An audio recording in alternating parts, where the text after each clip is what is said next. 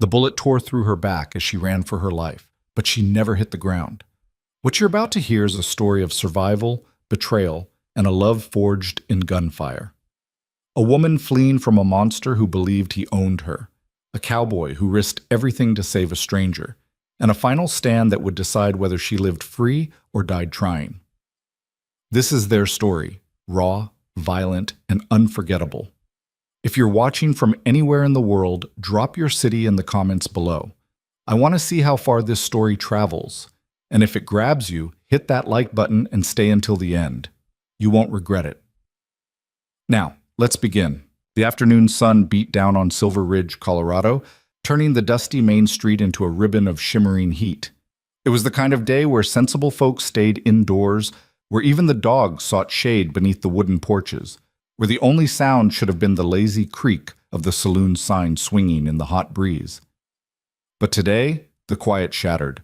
The gunshot cracked through the air like a whip, sharp and final, echoing off the false-fronted buildings that lined the street. Birds exploded from their roosts, horses tied to hitching posts reared and screamed, and every soul within earshot froze, their hearts suddenly pounding. Clara Bennett was running when the bullet struck her. She'd been running for 3 days straight, through forests, across rivers, over rocky terrain that tore her dress and bloodied her hands. Running from a past that had teeth. Running toward a future she could barely imagine. Running because stopping meant death, or worse. The man behind her was named Garrett Finch, and he was very good at his job. Finch didn't have the look of a killer.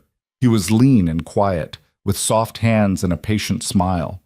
But those hands had ended more lives than he could remember, and that smile never reached his cold gray eyes. Adrian Caldwell paid him well to retrieve things that didn't want to be retrieved, and right now Clara Bennett was the most valuable thing Caldwell had ever lost. "Stop running, girl," Finch called out, his voice almost gentle. "You're just making this harder on yourself." Clara didn't stop. Her lungs burned, her legs screamed, but she pushed forward, her worn boots kicking up dust as she ran down the center of Silver Ridge's main street. She'd made it this far. She'd survived 3 days of hell. She wasn't going to give up now, not when freedom was so close she could taste it. But Finch was done chasing. He drew his pistol with practiced ease, took aim at her fleeing back, and squeezed the trigger. The bullet caught Clara just below her left shoulder blade, punching through fabric and flesh with brutal efficiency. The impact drove the air from her lungs. Her legs buckled. The dusty street rose up to meet her face, and she knew with terrible clarity that this was how it ended, bleeding out in some nameless town, her body left to rot in the Colorado sun while Caldwell's men rode away laughing. But she never hit the ground. Strong hands caught her mid-fall, breaking her collapse, cradling her with surprising gentleness. Through the haze of pain and shock, Clara felt herself being lifted, held against a broad chest. She tried to focus, tried to see who had her, but the world was spinning, darkening at the edges. "I've got you," a voice said, low and steady. "I've got you." Lucas Hale had been loading supplies onto his pack horse when the shot rang out. He'd turned just in time to see the woman stumble, just in time to see the blood bloom across the back of her dress like a terrible flower. His body moved before his mind caught up. 3 long strides and he was there, catching her before she hit the ground, his arms wrapping around her as gently as if she were made of glass. "Doc Miller!" Lucas shouted, his voice carrying the length of the street.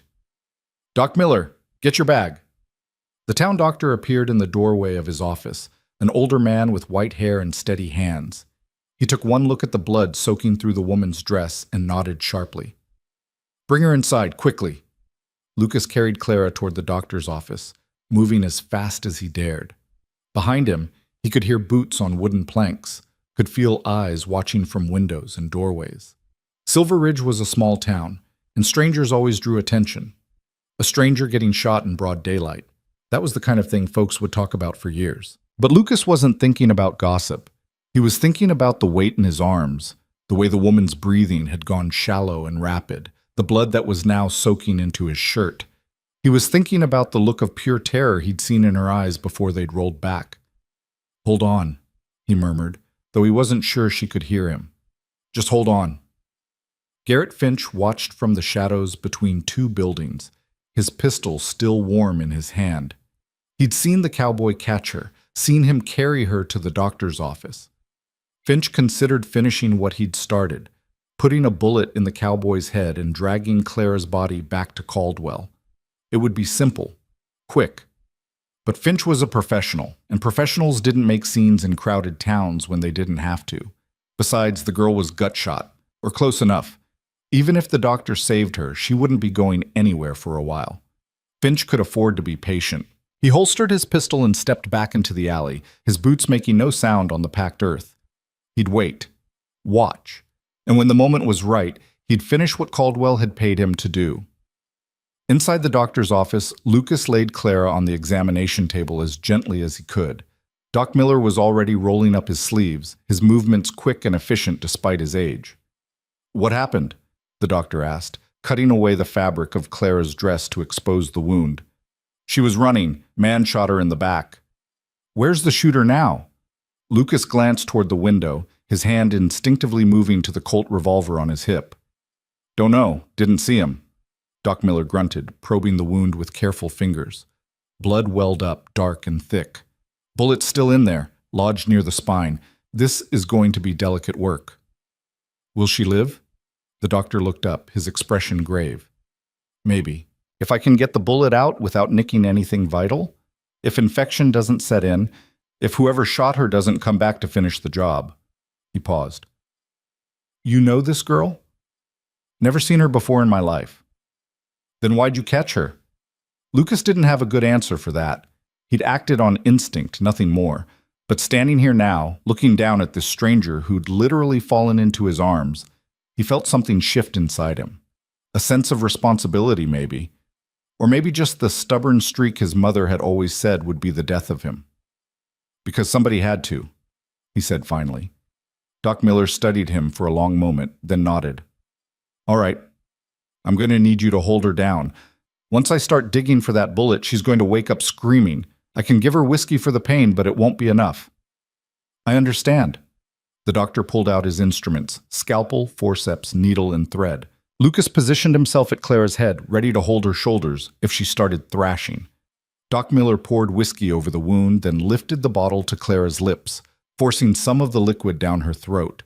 She coughed, her eyes fluttering but not quite opening. "All right," Doc Miller said, picking up the scalpel. "Here we go." The first cut made Clara's back arch. Her eyes snapped open, wide and wild, and a scream tore from her throat. Lucas pressed down on her shoulders, fighting to keep her still as the doctor worked. "Easy," Lucas said, his face close to hers. "Easy now. I know it hurts, but you've got to stay still." Clara's gaze locked onto his. Her lips moved, forming words he couldn't quite hear over her ragged breathing. "What?" Lucas leaned closer. "Don't let him take me." "Who? Who's trying to take you?" But Clara's eyes rolled back again, the pain dragging her under. Lucas held her as Doc Miller cut deeper, searching for the bullet. Sweat beaded on the old man's forehead. His hands were slick with blood. "Almost got it." The forceps clinked against metal. Doc Miller's face tightened in concentration as he carefully extracted the flattened piece of lead. It came free with a wet sound, and blood immediately poured from the wound. "Damn," the doctor muttered, grabbing a cloth and pressing it hard against the hole. "Deep breath, Lucas. We're not done yet." For the next 20 minutes, Doc Miller worked to stop the bleeding and close the wound. Lucas held Clara's unconscious form, feeling each shallow breath she took, watching the deathly pale color of her skin. She looked young, mid-20s maybe, with dark hair that had come loose from its braid and now spread across the table like spilled ink. There was something delicate about her features, but also something hard, something that spoke of survival and strength. Finally, Doc Miller tied off the last stitch and stepped back, wiping his hands on a towel. "That's all I can do. Rest is up to her, and luck." "What are her chances?" "Better than they were an hour ago. Worse than I'd like." The doctor moved to the wash basin, scrubbing the blood from his hands. "She needs rest, lots of it, and she needs to stay somewhere safe. If that shooter comes back—" "He will," Lucas said quietly. "Men who shoot women in the back don't usually give up easy." "Then what do you suggest?" Lucas looked down at Clara's pale face, at the rise and fall of her chest beneath the bandages. He thought about the cabin he'd been heading toward when he'd heard the gunshot. A small place he'd built himself 5 miles outside town, tucked away in a grove of cottonwoods where nobody went unless they had reason to. It wasn't much, but it was isolated, defensible. "I'll take her to my place, outside town. Nobody needs to know where she is." Doc Miller raised an eyebrow. Miller raised, "You're taking on a lot of risk for a stranger." "Maybe, but leaving her here is signing her death warrant." The doctor couldn't argue with that. He helped Lucas fashion a makeshift stretcher from an old blanket, and together they carefully moved Clara onto it. Lucas paid the doctor for his work, then asked a question that had been nagging at him. "The man who shot her, did you see him?" "No, but I heard someone asking questions about a woman matching her description yesterday down at the saloon. Tall fellow, quiet. Had the look of a hired gun." "He's still in town?" "If he was smart, he'd be long gone. But men like that?" Doc Miller shook his head. "They don't leave loose ends." Lucas nodded grimly. "Keep this quiet. If anyone asks, tell them she died." "You sure about this?" "No, but I'm doing it anyway." Lucas carried Clara out through the back door of the doctor's office, avoiding the main street. His horse was waiting in the alley, already loaded with supplies. He secured Clara carefully across the saddle, making sure she wouldn't slip, then swung up behind her, one arm wrapped protectively around her waist. The ride to the cabin took over an hour. Lucas kept to the back trails, his eyes constantly scanning for followers. But the land remained empty, just rolling hills and scattered pines beneath the endless Colorado sky. The cabin appeared as the sun began its descent toward the western mountains. It was a simple structure, one room with a stone fireplace and a small loft for sleeping. Lucas had built it himself over the course of a summer, planning to use it as a base while he saved money for a real ranch. It wasn't much, but it was solid, and more importantly, it was his. He dismounted and carefully lifted Clara down, carrying her inside and laying her on his bed.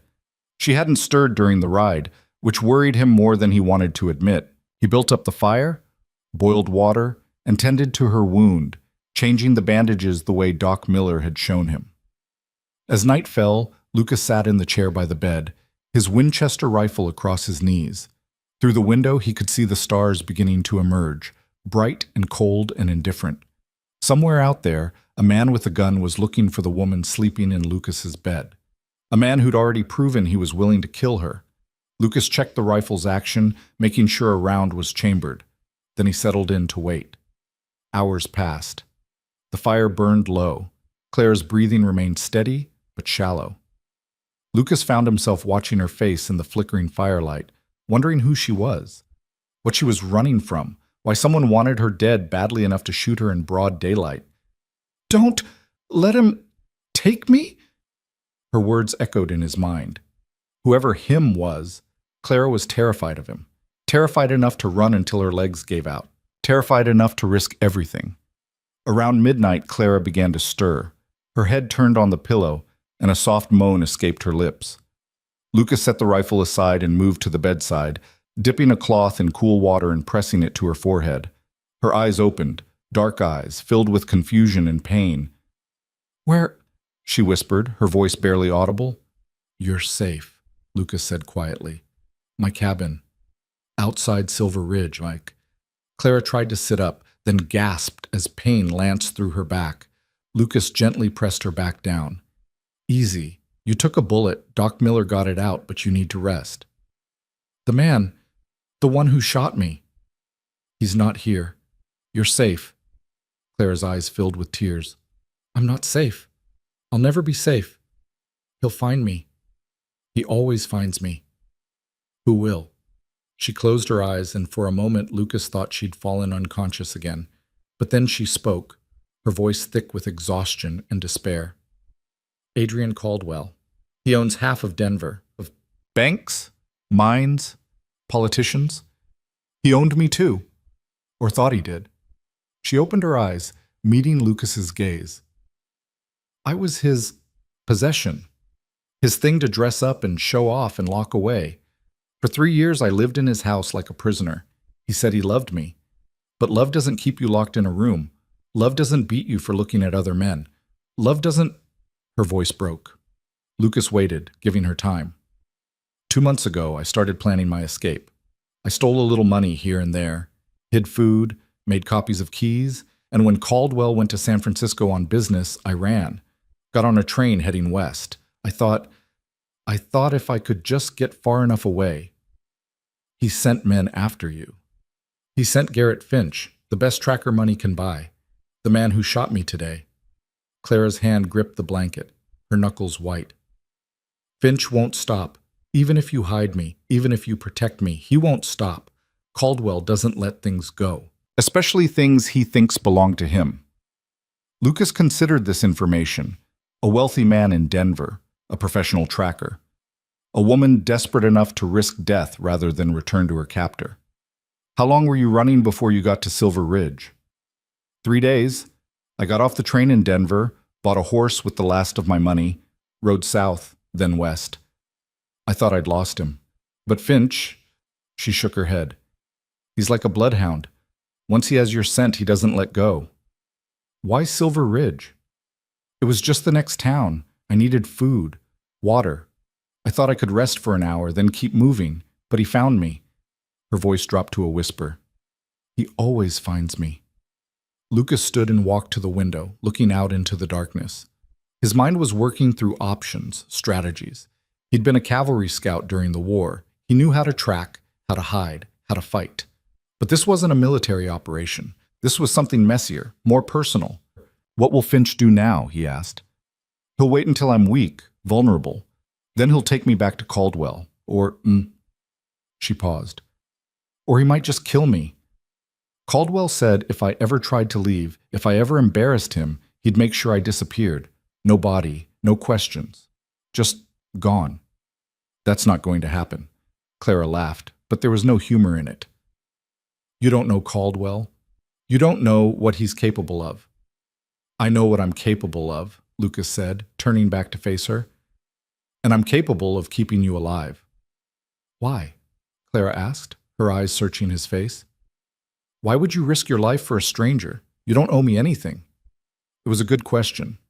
Lucas had asked himself the same thing a dozen times since catching her in the street. He could have walked away. Should have walked away. This wasn't his fight. This woman wasn't his responsibility.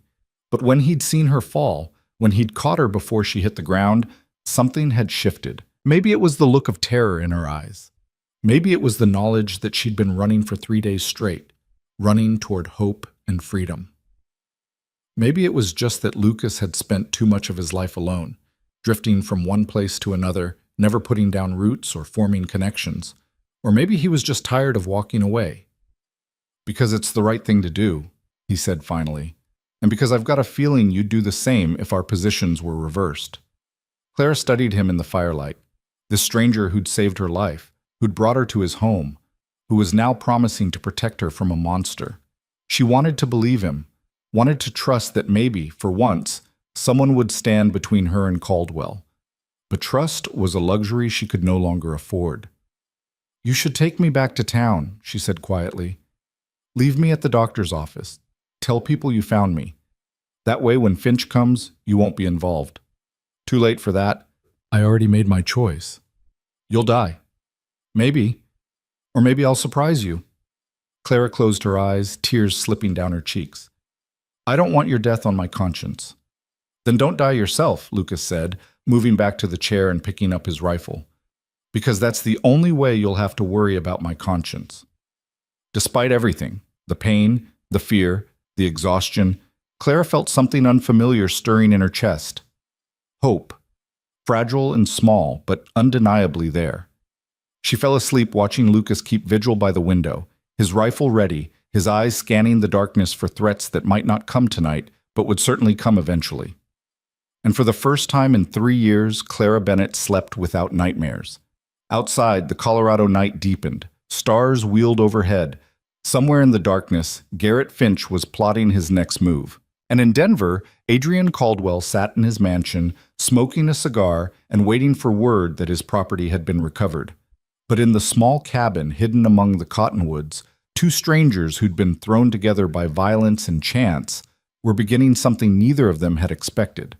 A partnership, a protection, and maybe, eventually, something more. The night passed slowly. Lucas dozed in the chair, but never deeply, his hand always on the rifle.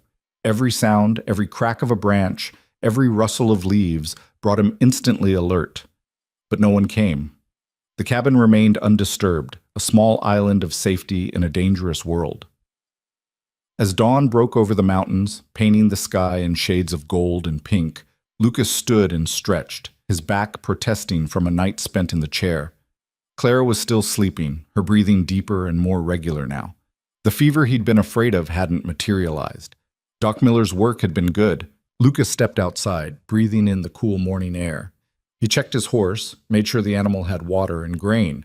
Then he walked the perimeter of the cabin, looking for tracks, for signs that someone had been watching during the night. Nothing. The area was undisturbed, but Lucas knew that wouldn't last. Finch was out there somewhere, and men like him didn't give up. They waited, watched, planned, and when the moment was right, they struck. Lucas needed a plan of his own. He couldn't keep Clara hidden forever. Eventually, supplies would run low. Eventually, someone would notice he hadn't been to town. Eventually, Finch would find them. Unless Lucas found Finch first. The thought settled over him like a weight. He'd killed during the war, more men than he cared to remember. But that had been different. That had been orders, duty, survival in the chaos of battle. This would be hunting a man in cold blood, stalking him, killing him before he could kill Clara. Could Lucas do that? He looked back at the cabin, at the thin stream of smoke rising from the chimney. Inside that cabin was a woman who'd been beaten, imprisoned, and hunted. A woman who'd risked everything for a chance at freedom. A woman who'd looked at him with desperate eyes and begged him not to let them take her. Yeah, he could do that. Lucas went back inside and found Clara awake, propped up on the pillows. Color had returned to her cheeks, and though pain still tightened the corners of her mouth, her eyes were clearer. "Morning," he said. "Morning." She looked around the cabin, taking in details she'd missed in the darkness. "This is your place?" "Built it myself. Was planning to use it while I save up for a real ranch." "It's nice. Quiet." Lucas moved to the fireplace and started making coffee. "How are you feeling?" "Like I've been shot." A small smile played at her lips. "But better than I did yesterday. Thank you for everything." "Don't thank me yet. We're not out of trouble." Clara's smile faded. "No, I suppose we're not." Lucas poured coffee into 2 tin cups and brought one to her. She accepted it gratefully, wrapping her hands around the warm metal. "I've been thinking," Lucas said, settling back into the chair. "About Finch, about Caldwell, about what happens next." "Nothing good, I imagine." "Depends on how we play it. Right now, Finch thinks you're either dead or recovering in town. He doesn't know about this place. We've got the advantage of surprise." "For now." "For now," Lucas agreed, "which means we need to use it. We need to make Finch think you're somewhere you're not. Draw him away from here, give you time to heal properly." Clara set down her coffee cup, interested despite her fear. "How?" "I go back to town. Spread word that I'm taking care of a sick woman at my place. But my place in town, not out here. Maybe mention she's got fever, keeps calling out for someone named Clara. Make it just subtle enough that if Finch is listening, he'll hear it. He'll come for me. He'll come for an empty house, and I'll be waiting for him." Clara shook her head. "That's too dangerous. If he realizes it's a trap, then I'll deal with it." Lucas leaned forward, his expression serious. "Clara, I meant what I said last night. I'm not letting him take you, but we can't just sit here hoping he gives up. Men like Finch don't give up. We need to be proactive." "We? You're part of this now too, like it or not." Clara was quiet for a long moment, thinking. Everything Lucas said made sense, but the idea of him putting himself in danger, of using himself as bait to draw out Finch, it made her stomach twist with worry. When had she started caring what happened to this stranger? "If we're going to do this," she said finally, "then I need you to promise me something." "What?" "If it goes wrong, if Finch gets the upper hand, you run. You don't try to be a hero. You just run and save yourself." Lucas smiled, but it didn't reach his eyes. "Can't make that promise." "Lucas, I know what you're going to say, that I don't owe you anything, that I should save myself. But here's the thing, Clara. I stopped running a long time ago. I spent years drifting, never standing for anything, never putting myself on the line for anybody. I'm tired of that life, tired of being alone, tired of not mattering. He stood and walked to the window, looking out at the morning light filtering through the trees. You matter, he said quietly. What happens to you matters. And maybe that makes me a fool, but I'd rather be a fool who stood his ground than a coward who ran. Clara felt tears stinging her eyes. For 3 years, she'd been Caldwell's possession. Before that, she'd been nobody, just another girl from a small town, invisible and forgettable. No one had ever said she mattered. No one had ever put themselves between her and danger. Okay, she whispered. Okay, we'll do it your way. Lucas turned back to her, and for the first time since she'd woken up, he really smiled. Good, then let's make a plan. They spent the morning working out details. Lucas would ride to town, make his presence known, drop hints about the sick woman at his place. He'd stop by the general store, the saloon, maybe visit Doc Miller and ask about recovery time for gunshot wounds. All subtle, all designed to reach the right ears. Then he'd return to his place in town, a small room above the livery stable where he sometimes stayed when he didn't want to ride back to the cabin. He'd wait there, watch for Finch. And when the hunter came looking for his prey, Lucas would be ready. What about you? Clara asked. What do I do while you're playing bait? You stay here, rest, heal, keep the rifle by the bed and the door barred. If anyone comes, anyone who's not me, you shoot first and ask questions later. I don't know how to shoot. Lucas raised an eyebrow. You're joking. I grew up in Boston, wealthy family. The most dangerous thing I ever did was ride a horse too fast through the park. She looked down at her hands. Caldwell kept me locked up, controlled. I never learned how to defend myself. That's why running was all I could do. Then it's time you learned. For the next hour, despite her injury, despite the pain, Lucas taught Clara the basics. How to hold the rifle, how to sight down the barrel, how to breathe and squeeze the trigger, not pull it. They didn't fire any shots, sound carried too far in these hills, but by the time he was done, Clara at least knew the mechanics. Remember, Lucas said, if it comes down to it, you don't aim for fancy shots. You aim for center mass, the biggest target, and you keep shooting until the threat stops moving. Clara nodded, trying to absorb it all. Her hands shook slightly as she held the rifle, but there was determination in her eyes. She was done being helpless, done being a victim. If Garrett Finch came for her, she'd make damn sure he regretted it. Lucas prepared to leave, checking his weapons, saddling his horse.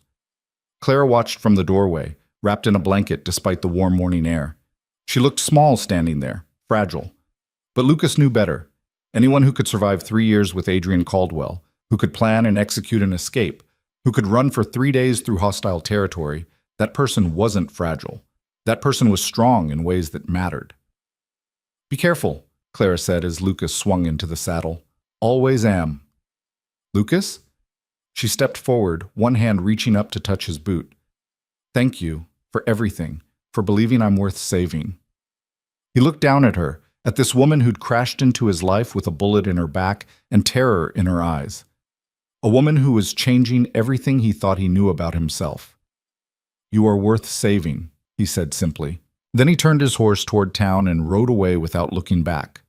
Clara watched until he disappeared into the trees. Then she went back inside, barred the door, and sat down with the rifle across her lap. And she waited. The hours crawled by like wounded animals. Clara sat in the cabin's only chair, the Winchester rifle heavy across her thighs, watching dust motes dance in the shafts of sunlight that pierced through gaps in the wooden walls. Every sound made her flinch.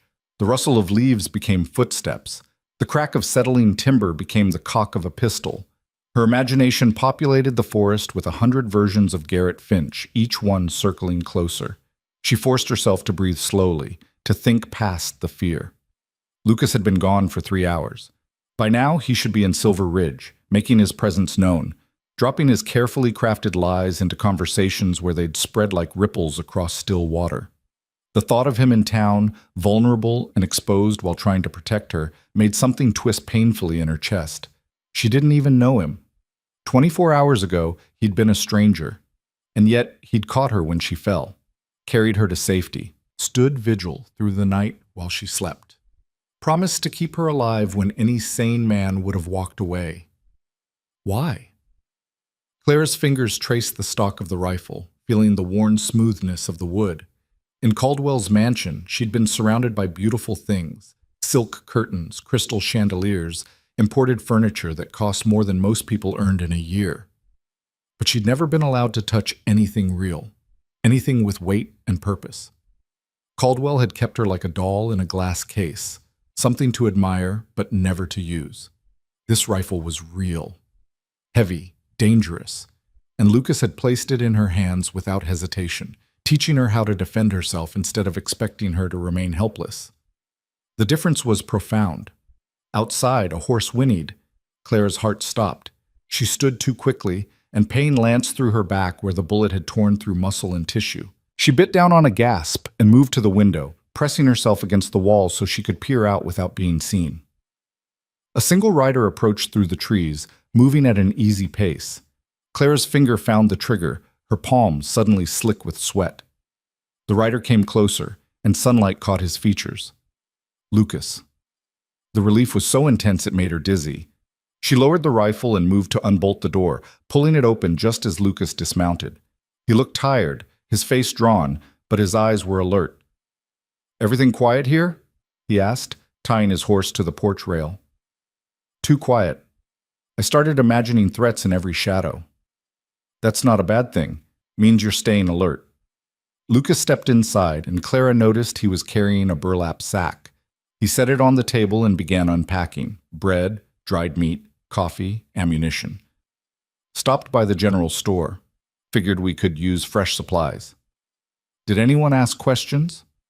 "Some. I told them I was stocking up to do some hunting in the high country. Nobody seemed suspicious." Lucas pulled out a bottle of laudanum and handed it to her. "Doc Miller sent this. Said to take it if the pain gets bad." Clara accepted the bottle, turning it over in her hands. "You saw the doctor?" "Had to make it convincing. I asked him about recovery time for gunshot wounds, mentioned I was worried about infection. Told him my sick friend was having fever dreams, calling out strange names." Lucas met her eyes. "Made sure I said it loud enough that the fellow sitting in the corner could hear." "The fellow in the corner?" "Tall, quiet, soft hands, gray eyes." Lucas's voice went flat. "Sound familiar?" The blood drained from Clara's face. "Finch." "That'd be my guess. He was sitting there reading a newspaper, looking like he didn't have a care in the world. But when I mentioned the name Clara, I saw his fingers tighten on the paper, just for a second. Then he got up and left." Clara sat down heavily, her legs suddenly weak. "He knows where to find me now. He thinks he knows. He thinks you're in my room above the livery." Lucas moved to the fireplace and began building up the fire. "I made a show of heading there after I left the doctor's office. Carried supplies inside. Made sure folks saw me settling in like I planned to stay a while." "Then you doubled back here?" "Took the long way around, made sure nobody was following. Left my horse at a friend's place 2 miles south and walked the rest of the way through the woods." Lucas paused in his work, looking at her. "Finch will make his move tonight, maybe tomorrow night. He'll wait until he thinks you're weak, alone. Then he'll come. And you'll be waiting for him." "That's the plan." Clara stood and walked to the window, staring out at the forest. "What if he doesn't come alone? What if Caldwell sent more than one man?" "Then I'll deal with more than one man." Lucas's tone suggested the conversation was over, but Clara wasn't finished. "You're talking about killing them. I'm talking about keeping you alive. If that means putting bullets in men who are trying to take you back to hell, then yes, I'm talking about killing them." Clara turned to face him. "Have you killed before?" Lucas was quiet for a moment, his hands still on the firewood. When he spoke, his voice was distant, remembering things he'd rather forget. "I was a cavalry scout during the war. Rode with the Union Army from 62 to 65. Saw action at Shiloh, Stones River, Chickamauga.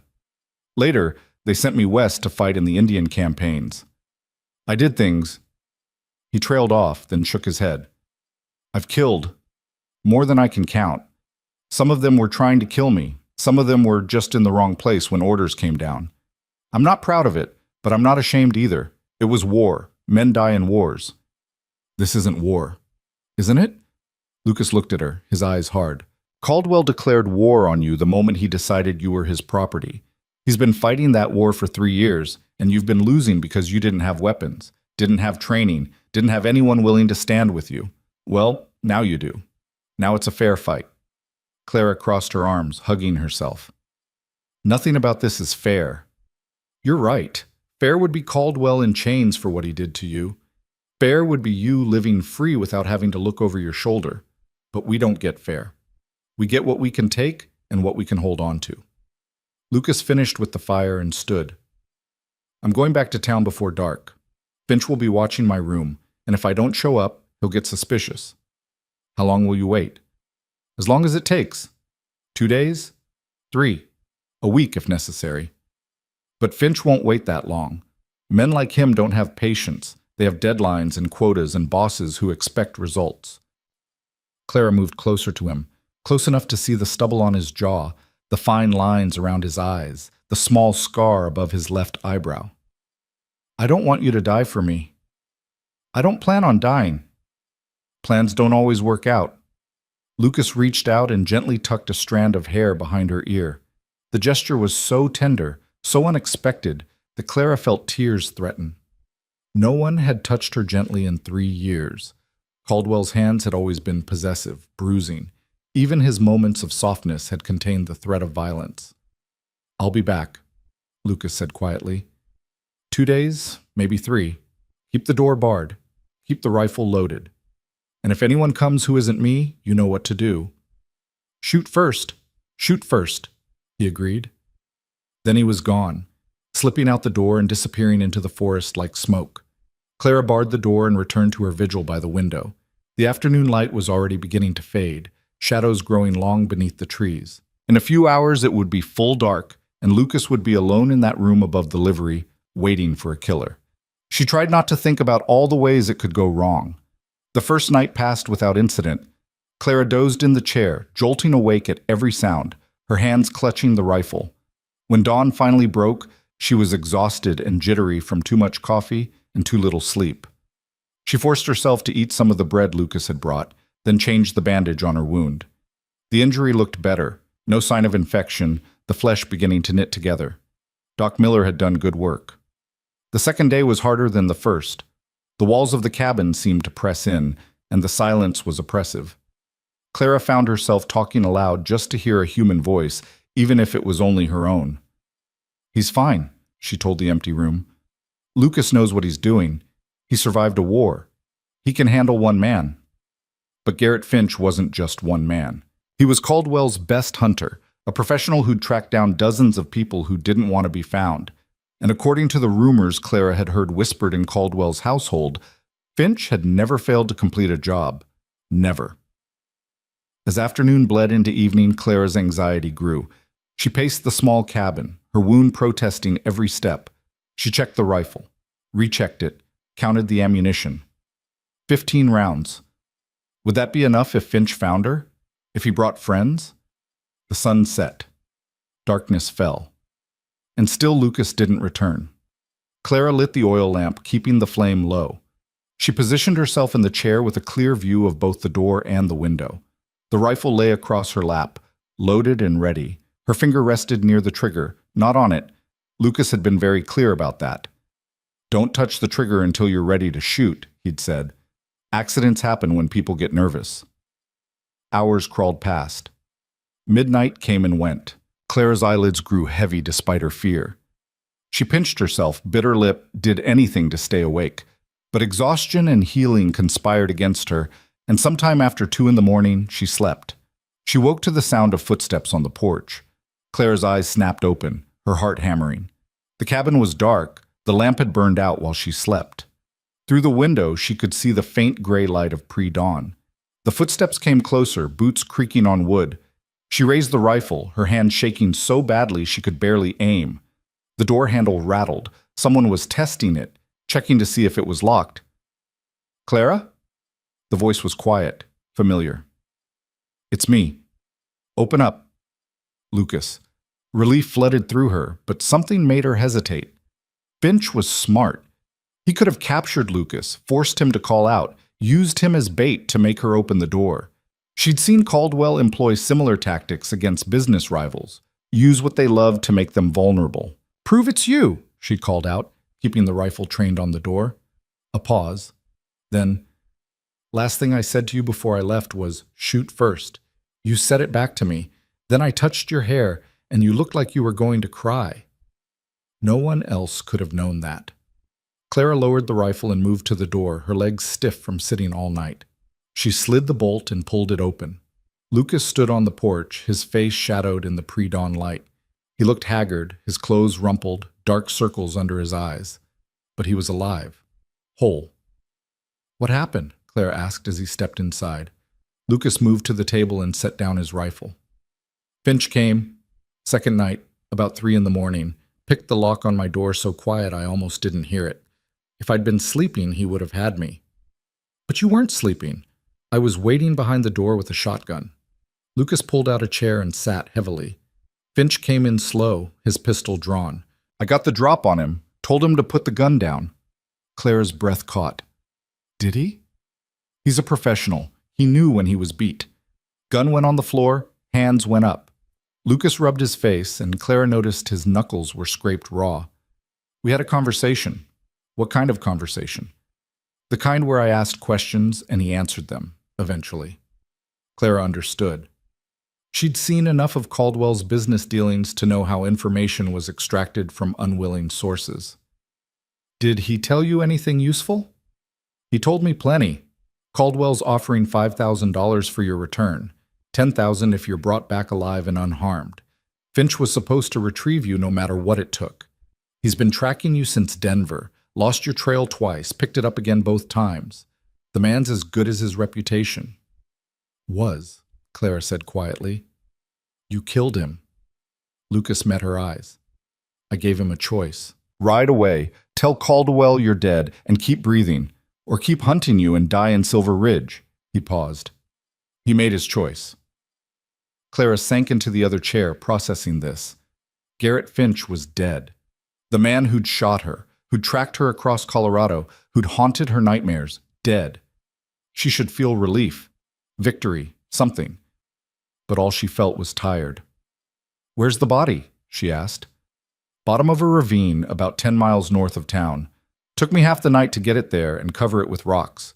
Nobody's going to find him anytime soon." Lucas's voice was flat, emotionless. "I made sure." Clara looked at this man who'd killed for her, who'd disposed of a body in the dark, who'd crossed lines that couldn't be uncrossed. "Are you all right?" The question seemed to surprise him. "Am I all right? You just killed a man, hauled his body into the wilderness. That's not nothing, even for someone who fought in a war." Lucas was quiet for a long moment. When he spoke, his voice was rough. "Finch wasn't a good man. He told me about some of the jobs he'd done for Caldwell, people who disappeared, witnesses who changed their testimony. A woman in Pueblo who threatened to expose Caldwell's business practices. Finch made it look like she ran away with her lover. They found her body 3 months later in a canyon." He looked at Clara. "The world's not worse off without Garrett Finch in it." "That doesn't answer my question." "No, I'm not all right. I don't like killing. I'm good at it, which is different, but I sleep better at night knowing you're safe from him. That's going to have to be enough." Clara reached across the table and took his hand. His fingers were cold, and she could feel a tremor running through them. "Thank you." Lucas squeezed her hand once, then pulled away. "Don't thank me yet. Finch was just the first. When Caldwell doesn't hear from him, he'll send others. Maybe not as skilled, but more of them. And eventually Caldwell might come himself." Would he do that? For $10,000 worth of wounded pride? For a woman who made him look weak by escaping? Lucas stood and walked to the window. Men like Caldwell don't accept defeat. They double down. They escalate. We just killed his best hunter. That's not going to make him give up. It's going to make him angry. Clara felt the brief moment of safety crumbling. Then what do? We disappear. Really disappear this time. There's a ranch I've been looking at about 100 miles west of here. Remote, good water. The owner wants to sell because his wife hates the isolation. I've got enough saved to make a down payment. You're talking about running. I'm talking about getting you somewhere Caldwell can't find you, somewhere we can see trouble coming from miles away, somewhere defensible. Lucas turned to face her. You can't go back to your old life, Clara. That life ended the moment you escaped. But you can build a new one. We both can.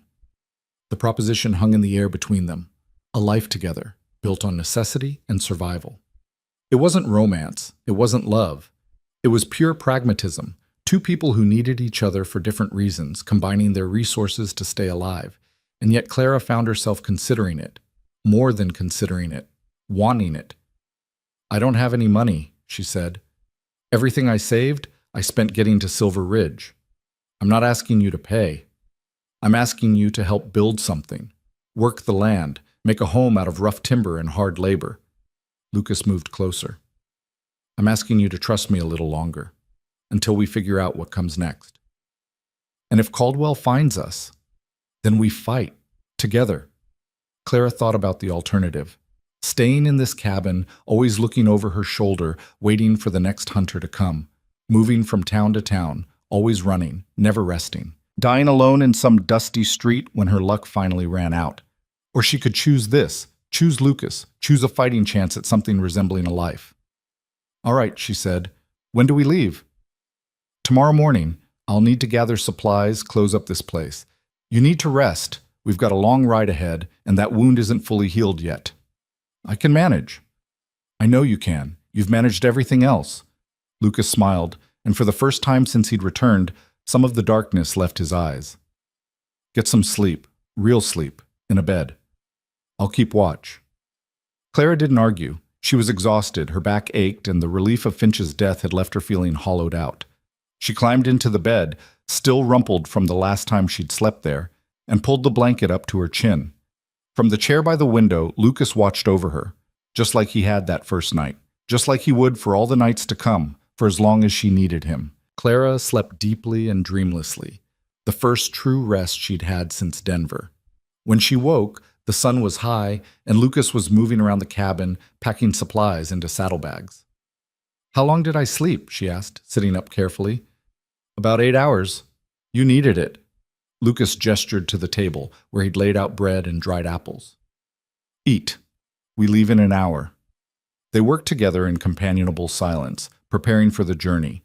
Lucas showed Clara how to pack efficiently, how to distribute weight in the saddlebags so the horse wouldn't tire too quickly. She watched him move, economical, precise, a man who'd spent years living rough and knew how to make the most of limited resources. Where did you grow up? She asked, suddenly curious about this man who'd become her unlikely protector. Kentucky, farm country. My father raised horses, good ones. We weren't rich, but we got by. Lucas cinched a strap tight. I was supposed to take over the farm when he got too old to run it. Then the war came, and I enlisted. Figured I'd be back in a year or two. But you weren't. War lasted 4 years. By the time I got home, my father was dead. Heart gave out. My mother had sold the farm to pay debts and moved in with my sister in Tennessee. There was nothing left for me there, so I kept moving west. Been moving ever since. Until now. Lucas glanced at her. Until now. Clara finished eating and stood, testing her strength. The wound pulled, but the pain was manageable. She could ride. She could do whatever was necessary. Tell me about this ranch, she said. Lucas's face brightened. It's in a valley, surrounded by hills on 3 sides. Creek runs through the property year-round. Good grazing land. The house needs work. Roof's got holes, chimneys crumbling, but the bones are solid. With time and effort, it could be something special. How much land? 320 acres. Not huge, but enough to run cattle, grow feed, maybe put in a garden. He paused. There's a barn that's still in good shape. Corrals need mending, and there's an old line shack up in the hills that could be fixed up as a lookout post. Clara heard what he wasn't saying. The ranch wasn't just a home. It was a fortress, a place they could defend if they had to. It sounds perfect. It's isolated. The nearest town is 30 miles away. Winters are hard. You'd be alone a lot when I have to make supply runs or check the cattle in the high pastures. Lucas looked at her seriously. It's not an easy life I'm offering. Easier than running. Maybe. Or maybe just a different kind of hard. They finished packing and loaded the supplies onto Lucas's horse. He'd brought Clara's mount, the one she'd ridden from Denver, and while the animal looked better after days of rest and grain, Clara felt guilty about riding so soon after her injury. Lucas saw her hesitation. "You don't have to be tough all the time." "Yes, I do. Because the moment I'm not, I become helpless again. I become the girl locked in Caldwell's mansion, waiting for someone to save her." "You're not that girl anymore." "No, but I remember being her, and I can't forget what it felt like." Clara put her foot in the stirrup and swung into the saddle, biting back a gasp as pain shot through her back. "I won't forget." They rode out as the sun climbed toward noon, leaving the cabin behind. Lucas had erased signs of their presence, scattered the ashes from the fireplace, even swept away footprints near the door. To anyone who looked, it would seem like the place had been empty for weeks. The journey west was slow, dictated by Clara's healing body and their need to avoid main roads. Lucas led them through forests and across streams, always staying off the beaten path, always watching for signs they were being followed. On the second day, they encountered a settler family, a man, his wife, and 3 children in a covered wagon heading east. The man was friendly, eager for news from the territories ahead. Lucas spoke with him briefly, asking casual questions about what he'd seen on the road. "Any strangers passing through? Men asking questions about travelers?" The settler shook his head. "Roads have been quiet. We saw a group of miners heading to the gold fields and a circuit preacher going town to town, but that's it. Why?" "Just cautious. Heard there have been bandits working these parts." "We haven't seen any trouble. Road's been peaceful."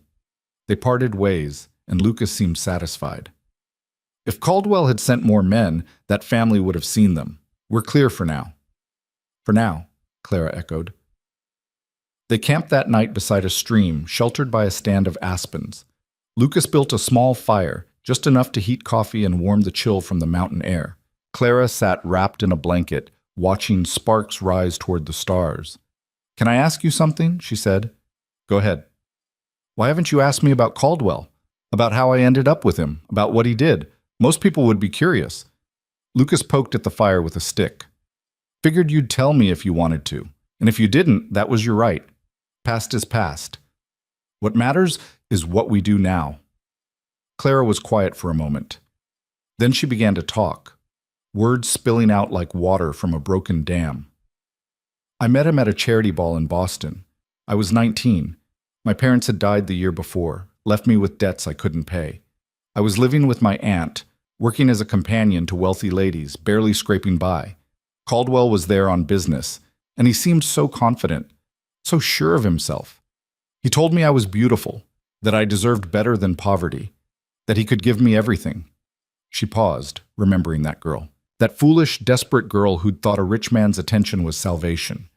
"He courted me for 3 months, sent flowers, expensive gifts, took me to the finest restaurants. My aunt thought I'd found a fairy tale. When he asked me to come to Denver with him, to be his companion, I said yes. I thought I was choosing freedom. I thought I was choosing love." "But you weren't." "No.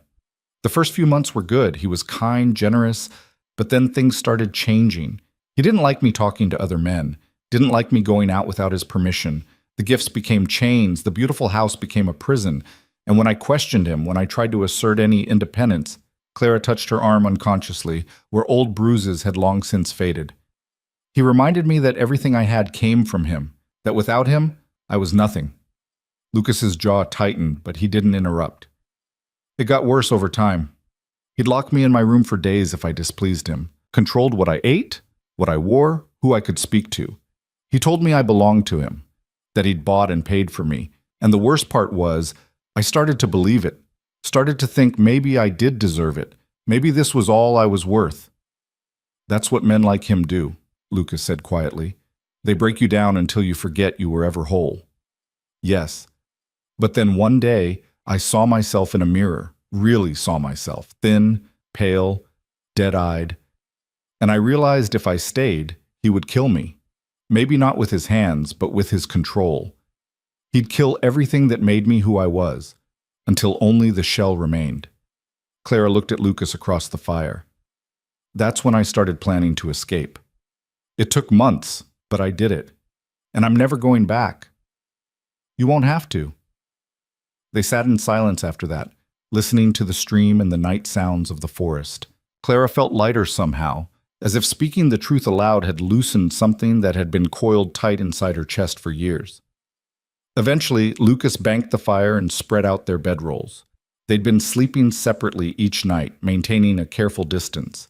But tonight, Clara found herself lying awake, listening to Lucas's breathing, thinking about trust and survival, and the strange bond that was forming between them. "Lucas? Yeah? Thank you. For listening.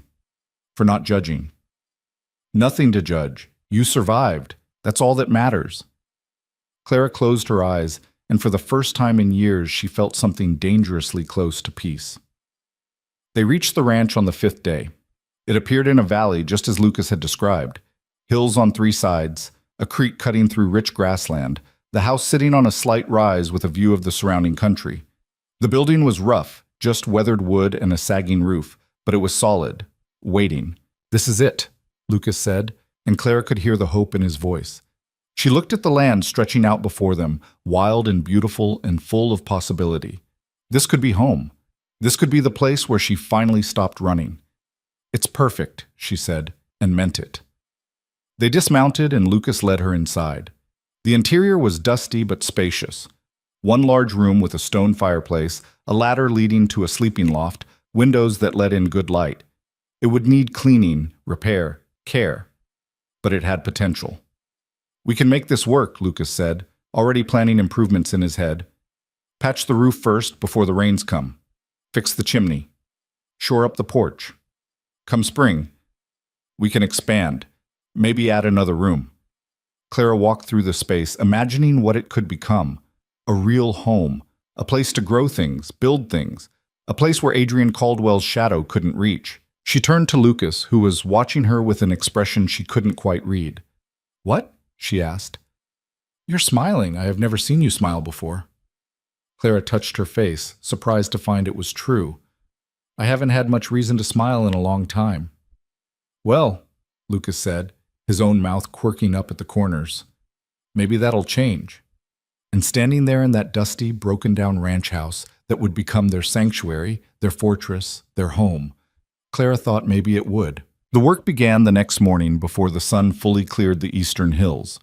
Lucas was already outside when Clara emerged from the house, her back stiff from sleeping on the hard floor, but her spirits higher than they'd been in months. He stood near the barn, surveying the property with the calculating eye of a man planning a campaign. "We've got maybe 6 weeks before the first snow," he said without preamble. "Need the roof watertight and the chimney drawing proper before then. After that, we can work on the rest through the winter." Clara joined him, wrapping her shawl tighter against the morning chill. "What do you need me to do?" Lucas glanced at her, clearly weighing her injury against the work that needed doing. "Your back is healing fine. I'm not fragile, Lucas. Put me to work." A smile tugged at his mouth. "All right then. We'll start with clearing out the house. Everything that's broken or rotten gets hauled outside. Anything we can salvage gets cleaned and sorted. Think you can manage that?" "I managed 3 years with Adrian Caldwell. I can manage some old furniture." They worked through the morning in a rhythm that felt surprisingly natural. Lucas climbed onto the roof to assess the damage while Clara swept years of dust and debris from the house interior. The previous owners had left behind scattered remnants of their life: a cracked mirror, a 3-legged chair, tin cups with holes rusted through the bottom. Clara sorted through it all, finding small treasures among the wreckage. A cast-iron skillet that just needed cleaning, an oil lamp with a good wick, a wooden box that would hold supplies once she repaired the broken hinge. Around midday, Lucas called down from the roof. "Got good news and bad news." Clara stepped outside, shading her eyes against the sun. "Give me the bad first." "Need to replace about 1/3 of the shingles. Some of the support beams are rotted through. It's going to take more time than I thought." "And the good news? The frame is solid. Once we patch it, this roof will last another 20 years. Lucas wiped sweat from his forehead. "There's a stand of pine about 2 miles north. I can cut timber there, split shingles. Should have everything we need without spending money we don't have." Clara nodded. Money was tight. Lucas had used most of his savings for the down payment on the ranch, and they'd need every remaining dollar for supplies to get through winter. Self-sufficiency wasn't just practical, it was necessary. I could help, she offered. With the cutting, I mean. Lucas climbed down the ladder, his boots hitting the ground with a solid thump. You ever swung an axe before? No, but I learned fast. He studied her for a moment, then nodded. All right, tomorrow we'll go cut timber. Tonight, we secure the property. Make sure we can defend it if we need to. The reminder of danger was like cold water. For a few hours, Clara had let herself forget about Caldwell, about the threat that might still be coming. But Lucas was right. They couldn't afford to get comfortable. Not yet. They spent the afternoon walking the property boundaries, Lucas pointing out natural defensive positions and weak points where someone could approach unseen. The hills to the north provided high ground for spotting riders from miles away. The creek to the south was shallow enough to cross easily, which meant it wouldn't stop pursuers. The thick stand of cottonwoods on the western edge offered cover, both for them and for anyone hunting them. We'll set up warning bells, Lucas explained, gesturing to the tree line. String wire between the trees about knee-high. Anyone coming through at night will trip them, give us time to react. During the day, we take turns keeping watch from the loft. You can see the whole valley from up there. You've thought this through. I've been thinking about it since the day I caught you. Knew eventually we'd need somewhere we could make a stand. Lucas turned to face her, his expression serious. I need you to understand something, Clara. If Caldwell comes, when he comes, this is going to get ugly. He won't send one man next time. He'll send an army if he has to, and we're going to have to be ready to fight for every inch of this land. Clara met his gaze steadily. Then we'll fight. You say that now, but when bullets start flying, when people start dying, I've already made my choice, Clara interrupted. The moment I ran from Denver, I chose this. I chose freedom over safety. I chose fighting over surrender. That hasn't changed. Lucas searched her face, looking for doubt or fear. He found neither. Whatever softness Clara Bennett had possessed when she'd first arrived in Caldwell's mansion had been burned away by 3 years of captivity and abuse. What remained was steel. All right, he said finally. Then we prepare for war. The days that followed fell into a pattern. Lucas would rise before dawn and spend hours cutting timber, hauling logs, splitting shingles. Clara worked on the house, scrubbing years of neglect from every surface, patching holes in the walls with mud and grass, making the space livable. Her back ached constantly, the wound protesting every movement, but she pushed through it. Pain was temporary. This ranch, this chance at a new life, that was permanent. In the evenings, after the work was done, Lucas taught Clara to shoot. They'd set up targets behind the barn, old bottles and pieces of wood, and he'd patiently corrected her stance, her grip, her breathing. The rifle kicked hard against her injured shoulder, but Clara gritted her teeth and kept firing until she could hit the targets more often than she missed. You're getting better, Lucas said one evening as Clara put 3 rounds in a row through a tin can 30 yards away. Not good enough. Not if men are shooting back. Most people panic in a gunfight, start shooting wild. If you can keep your head, stay calm, you'll have the advantage. Lucas reloaded the rifle and handed it back to her. Again. This time, pretend that can is someone trying to hurt you, someone trying to take you back. Clara raised the rifle, sighted down the barrel, and saw Adrian Caldwell's face where the can stood. Her finger tightened on the trigger, the rifle cracked, and the can exploded into fragments. Good, Lucas said quietly. Remember that feeling. When the time comes, you hold on to it. 3 weeks into their work on the ranch, a rider appeared on the northern ridge. Lucas spotted him first from his position on the roof and immediately climbed down, grabbing his rifle. We've got company. Clara emerged from the house, wiping her hands on her apron. Her own rifle was leaning against the doorframe, always within reach now. How many? Just one. Coming in slow. Lucas's jaw tightened. Could be a drifter looking for work. Could be a scout. They waited together in front of the house, Lucas with his rifle held casually but ready, Clara standing slightly behind him with her hand resting on her holstered pistol. A weapon Lucas had given her 2 weeks prior, insisting she learn to use both rifle and sidearm. The rider approached at an easy trot, keeping his hands visible. As he drew closer, Clara could see he was young, maybe 25, with a friendly face and worn but clean clothes. He didn't have the hard look of a hired gun. Afternoon, the young man called out, stopping his horse 20 feet from the house. Name's Tom Brewster. I'm with the land office in Ridgeway. Just checking on the new owners, making sure everything's in order with the property transfer. Lucas didn't lower his rifle. You rode 30 miles to check on us?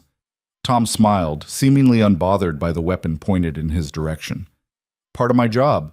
The previous owners left some questions about the deed, and my boss wanted me to verify the new buyers were actually occupying the land. You'd be Lucas Hale? That's right. And the lady? Lucas hesitated just a fraction of a second. My wife, Clara Hale. The lie came out smooth, natural. Clara didn't react, though her heart skipped at hearing Caldwell's stolen surname replaced with Lucas's. It made sense. A single woman living with a man out here would raise questions, invite gossip. Better to claim marriage and avoid complications. Tom dismounted, pulling a leather satchel from his saddlebag. Mind if I come up? I've got papers that need your signature. Lucas finally lowered the rifle and nodded. Tom approached, and Clara noticed he walked with a slight limp, favoring his left leg. An old injury, maybe. He had kind eyes and an open manner that made her want to trust him, but 3 years with Caldwell had taught her that friendly faces often hid dark intentions. Tom spread the papers on the porch rail, explaining various clauses and conditions. Lucas read through them carefully, asking pointed questions that suggested he'd dealt with legal documents before. Finally satisfied, he signed with Clara, watching over his shoulder. Congratulations, Tom said, rolling up the papers. You're officially landowners. 320 acres of the finest grazing land in the territory. He glanced around at the work in progress. Looks like you're fixing the place up nice. Planning to run cattle? Eventually, need to get through winter first, make sure the house is solid. Sensible. Tom tucked the papers away and looked at Clara. Ma'am, if you don't mind me saying, you look like you could use supplies from town. Ridgeway's got a good general store, fair prices. The road's safe enough for a day trip. Clara forced a smile. Thank you. We've been managing with what we have. Well, if you change your mind, tell Miller at the store that Tom sent you. He'll treat you square. Tom mounted his horse, tipping his hat. You folks need anything? Don't hesitate to ask. We're all neighbors out here, even if we're spread thin. Lucas raised a hand in farewell. Appreciate the visit. They watched Tom ride away, waiting until he disappeared over the ridge before speaking. You think he was legitimate? Clara asked. Papers looked real enough, and he didn't ask the wrong kind of questions. Lucas turned to her. But now people know we're here. The land office, the previous owners, anyone Tom talks to in Ridgeway. Word spreads in small towns. Clara felt the familiar cold weight of fear settling in her stomach. How long do you think we have? Hard to say. Could be months, could be weeks.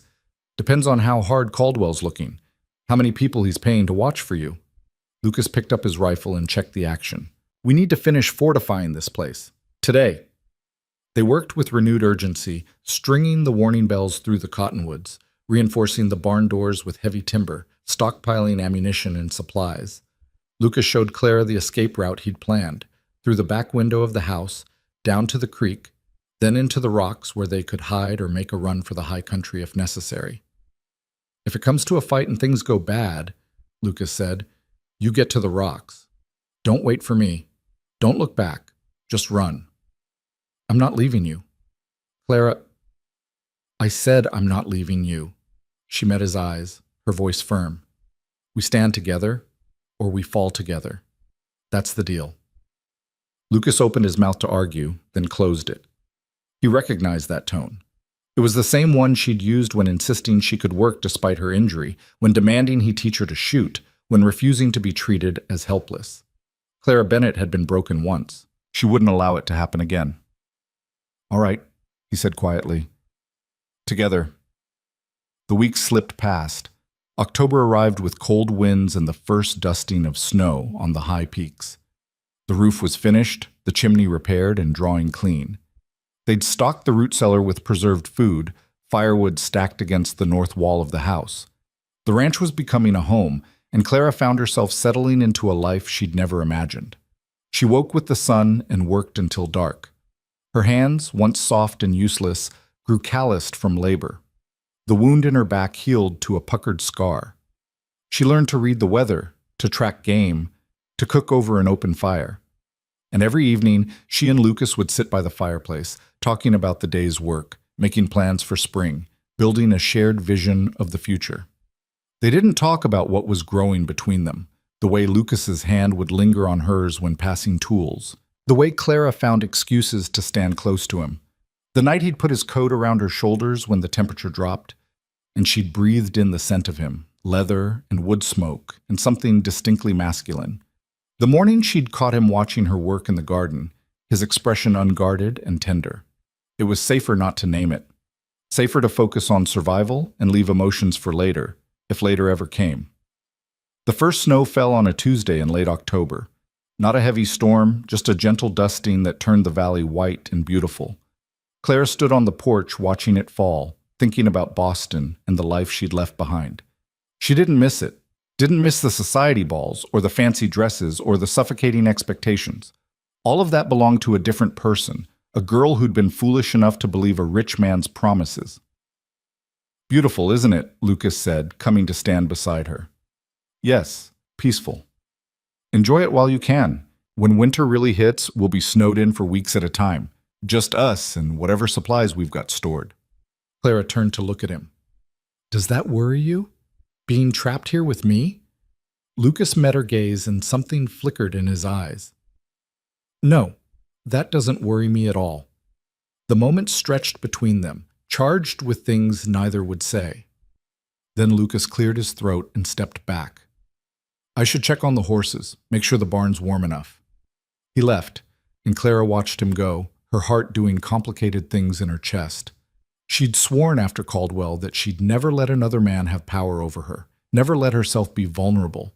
But what she felt for Lucas wasn't vulnerability. It was partnership, trust, something that felt dangerously like the beginning of love. The thought terrified her more than Caldwell's hired guns ever had. That night, Clara woke to the sound of the warning bells. She was out of bed instantly, grabbing her rifle, her heart hammering. Lucas was already at the window, peering into the darkness. "How many?" she whispered. "Can't tell. Could be an animal that tripped the wire. Or it could be men." Lucas nodded grimly. "Get dressed, boots and coat. If we need to run, we go fast." Clara dressed quickly, her hands steady despite the fear coursing through her. This was what they'd prepared for, what they'd known was coming. She positioned herself at the other window, rifle ready, scanning the darkness for movement. Minutes crawled past. The bells had gone silent, but that didn't mean the danger had passed. Whoever or whatever had triggered them could be out there right now, watching the house, waiting for the right moment to strike. "There," Lucas said softly, pointing to the tree line. Movement. Clara strained to see, then she caught it. A shadow separating from the others, moving with purpose toward the house. Then another shadow, and another. "3 of them," Lucas said. "Maybe more." "What do we do?" Lucas's jaw set in a hard line. "We see what they want. If they're just drifters, we send them on their way. If they're Caldwell's men..." He didn't finish the sentence. He didn't need to. The shadows moved closer, resolving into the shapes of men on foot. They'd left their horses back in the trees, a tactical choice that spoke of planning and intention. These weren't random travelers. One of the men called out, his voice carrying through the cold night air. "We know you're in there. Come out peaceful, and nobody needs to get hurt." Clara's blood ran cold. The voice was unfamiliar, but the accent was pure Denver. The tone was professional. These were Caldwell's men. Lucas stepped away from the window and called back, "You're on private property. Turn around and ride out." A different voice answered, younger but no less dangerous. "Can't do that. We've got business with the lady. Send her out and we'll leave you be." "Not happening." "Then I guess we've got a problem." Lucas glanced at Clara. "Last chance to run." She shook her head. "We stand together." A shot rang out, shattering the window Lucas had been standing near. Glass exploded inward, and Lucas dropped to the floor, pulling Clara down with him. More shots followed, punching holes in the wooden walls, splintering the door. "They're not here to negotiate," Lucas growled. He crawled to his rifle and returned fire, the muzzle flash lighting up the room. One of the shadows outside cried out and fell. Clara forced herself to move, to think past the terror. She positioned herself at the other window and fired into the darkness, not aiming at anything specific, just trying to keep the attackers from advancing. The rifle kicked against her shoulder, the noise deafening in the small space. "Two more!" Lucas shouted over the gunfire. "One by the barn, one near the well." Clara swung her rifle toward the barn and fired. The shadow there ducked behind cover, then returned fire. A bullet whined past Clara's head, so close she felt the air displacement. She dropped back, her hands shaking, then forced herself to rise again and fire. This was real. People were trying to kill her, trying to take her back to Caldwell or die trying, and she was fighting back, no longer the helpless girl in the locked room. Lucas fired 3 quick shots, and the man by the well went down hard. "That's 2. Where's the third?" The question was answered by the sound of splintering wood as someone kicked in the back door. Lucas spun, bringing his rifle up, but the intruder was fast, a lean man with cold eyes who tackled Lucas before he could fire. They went down in a tangle, fighting for control of the weapon. Clara swung her rifle around, but she couldn't get a clear shot without risking hitting Lucas. She dropped the rifle and drew her pistol instead, moving closer, waiting for an opening. The 2 men rolled across the floor, crashing into furniture. The intruder was younger, stronger, but Lucas fought with the desperate efficiency of a man who'd killed before and would kill again. He got a knee into the man's stomach, drove an elbow into his face. Blood sprayed, and the man's grip loosened. Lucas wrenched the rifle free and slammed the stock into the intruder's skull. The man went limp. "Is he dead?" Clara asked, her pistol still trained on the unmoving form. Lucas checked for a pulse. "Unconscious, won't be out long, though." He grabbed rope from his pack and quickly bound the man's hands and feet. "Watch him. If he wakes up, shoot him." Lucas moved back to the window. The valley had gone quiet. The gunfire ceased. 2 men lay dead in the yard. The third was trussed up on the floor, but Lucas's expression remained grim. "That's not all of them." "How do you know?" "Because Caldwell wouldn't send just 3 men. These were the advance team meant to test our defenses. The real force is still out there." As if summoning them, the sound of hoofbeats echoed across the valley. Clara moved to the window and felt her heart stop. Riders were coming from the north, maybe 10 of them, moving at a steady trot. And in the lead, sitting tall in his saddle like a general surveying a battlefield, was a man she recognized even at a distance. Adrian Caldwell had come himself. "Lucas," she said, her voice barely a whisper. "It's him." Lucas joined her at the window, and together they watched the riders approach. Caldwell raised his hand, and the group stopped about 50 yards from the house, well out of rifle range. He dismounted and walked forward alone, his expensive boots crunching on the frost-covered grass. "Clara!" he called out, his voice smooth and cultured, the voice that had once promised her the world. "I know you can hear me. This has gone on long enough. Come out now and we can discuss this like civilized people." Clara's hands clenched around her pistol. Every instinct screamed at her to shoot, to put a bullet in the man who'd stolen 3 years of her life. But he was too far away, and the men behind him would cut her and Lucas down before they got off more than a few shots. "What do we do?" she asked Lucas.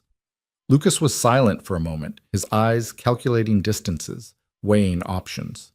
"We talk. Buy time. See what he really wants." "He wants me." "Maybe. Or maybe he wants you dead. Either way, we don't give him what he wants."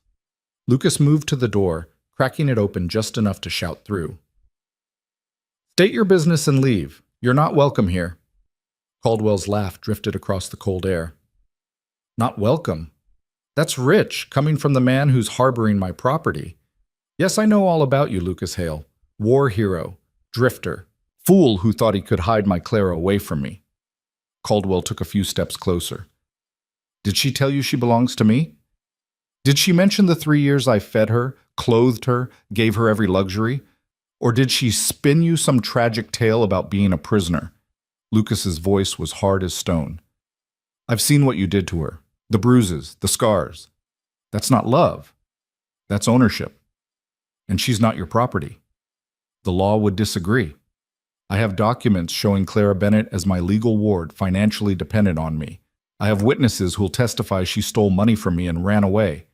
In the eyes of the law, she's a thief and a runaway ward. You're harboring a criminal." Clara felt sick. Of course Caldwell had covered himself legally. He always did. "He's lying," she said to Lucas. "I was never his ward. He had no legal authority over me."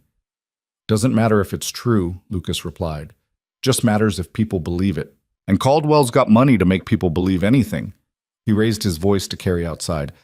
"You want her back so bad, go through the courts. Get a warrant. Do it legal." "Oh, I could do that," Caldwell said, his tone conversational. "But I'm a busy man and courts take time. Much simpler to handle this here and now. Send Clara out and I'll forget about the men you killed. I'll even pay you for your trouble. Say $1,000 for your inconvenience." "Not interested." $2,000. Final offer. That's more money than you'll make ranching this worthless land in 5 years. Lucas didn't hesitate. "Still not interested." Caldwell's voice hardened, losing its cultured veneer. "Then you're a dead man. You and anyone who stands with you. I brought 12 men with me, all experienced fighters. You might take down a few, but eventually you'll run out of ammunition, out of luck, or out of time. And when you do, I'll drag Clara back to Denver in chains and burn this pathetic ranch to the ground." Clara moved to the door, pushing it open wider despite Lucas's protest. She needed Caldwell to see her face, to hear her voice. "I'd rather die than go back to you," she called out, her voice steady and clear. "Do you hear me, Adrian? I would rather take a bullet than spend one more day in your house. So if you want me, you're going to have to kill me. And you're going to have to kill every person standing between us." Caldwell stared at her across the distance, his face illuminated by the moonlight. For a moment, Clara thought she saw genuine emotion flicker across his features, hurt, maybe, or anger at her defiance.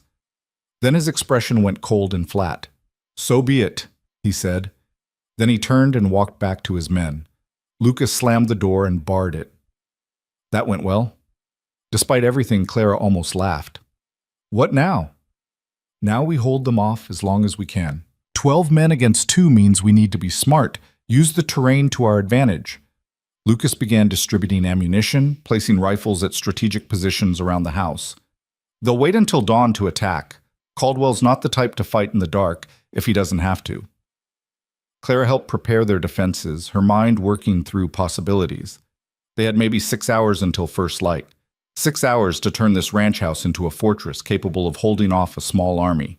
It wasn't much time, but it would have to be enough. As they worked through the night, Clara found herself thinking about the journey that had brought her here. The desperate flight from Denver, the bullet in her back, Lucas catching her before she fell. Everything that had happened since, the healing, the journey west, building this ranch together, all of it had led to this moment. She looked at Lucas across the darkened room, his face determined as he checked weapons and prepared for battle. This man who'd risked everything for a stranger, who'd killed to protect her, who'd given her a reason to fight instead of run. "Lucas," she said quietly. He looked up. "Thank you. For all of it. For giving me a chance to be something other than Caldwell's prisoner." Lucas crossed the room and took her hands in his. "You were never just Caldwell's prisoner. You were always more than that. He just tried to make you forget." Clara squeezed his hands, memorizing the warmth of his touch. "If we don't survive this, we will.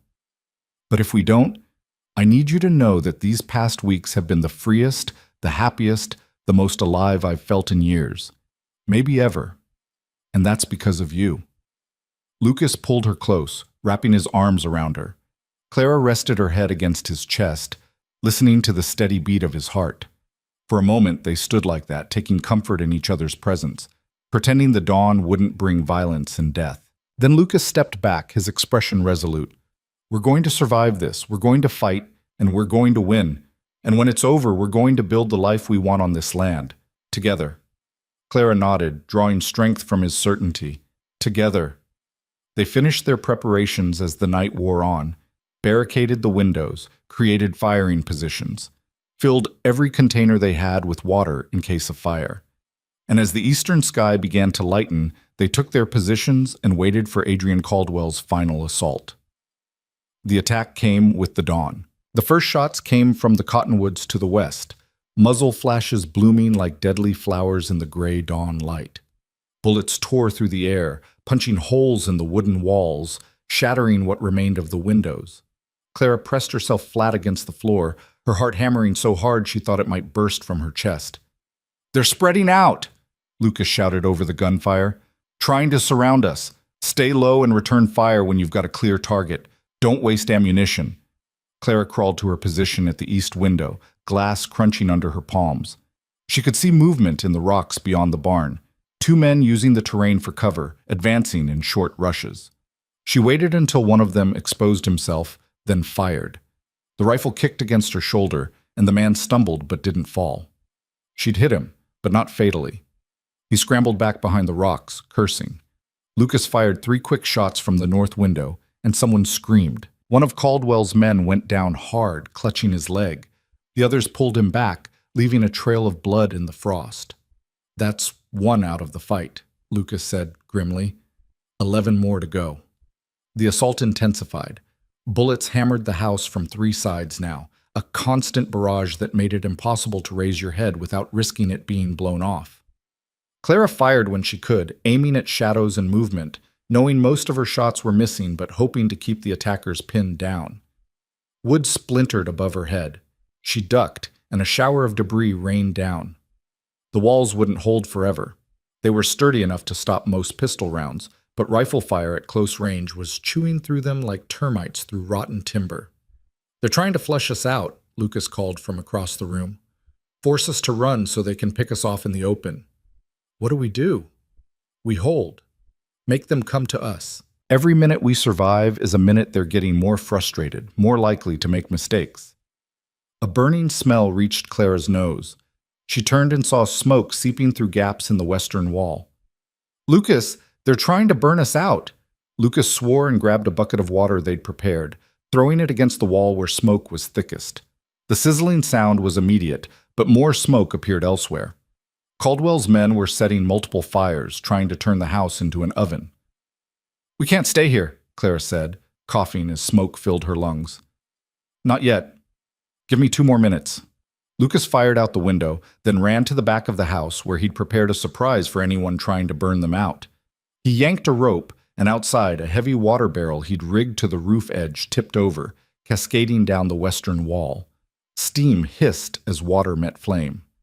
The fires sputtered and died, but the reprieve was temporary. Caldwell's men would regroup, try again. They had time and numbers on their side. All Lucas and Clara had was desperation and stubbornness. A voice called out from beyond the barn, "This doesn't have to end in blood. Send out the woman and the rest of you can walk away." Clara recognized the speaker, one of Caldwell's business associates, a man named Harrington, who'd often visited the Denver mansion. He'd always been polite to her, offering false smiles while knowing exactly what Caldwell was doing behind closed doors. "Harrington, you spineless bastard," Clara shouted back. "You know what he is, what he does to people, and you still work for him." "I work for money, same as anyone, and Caldwell pays well." Harrington's voice carried an apologetic tone, as if he regretted the necessity of murdering them, but couldn't avoid it.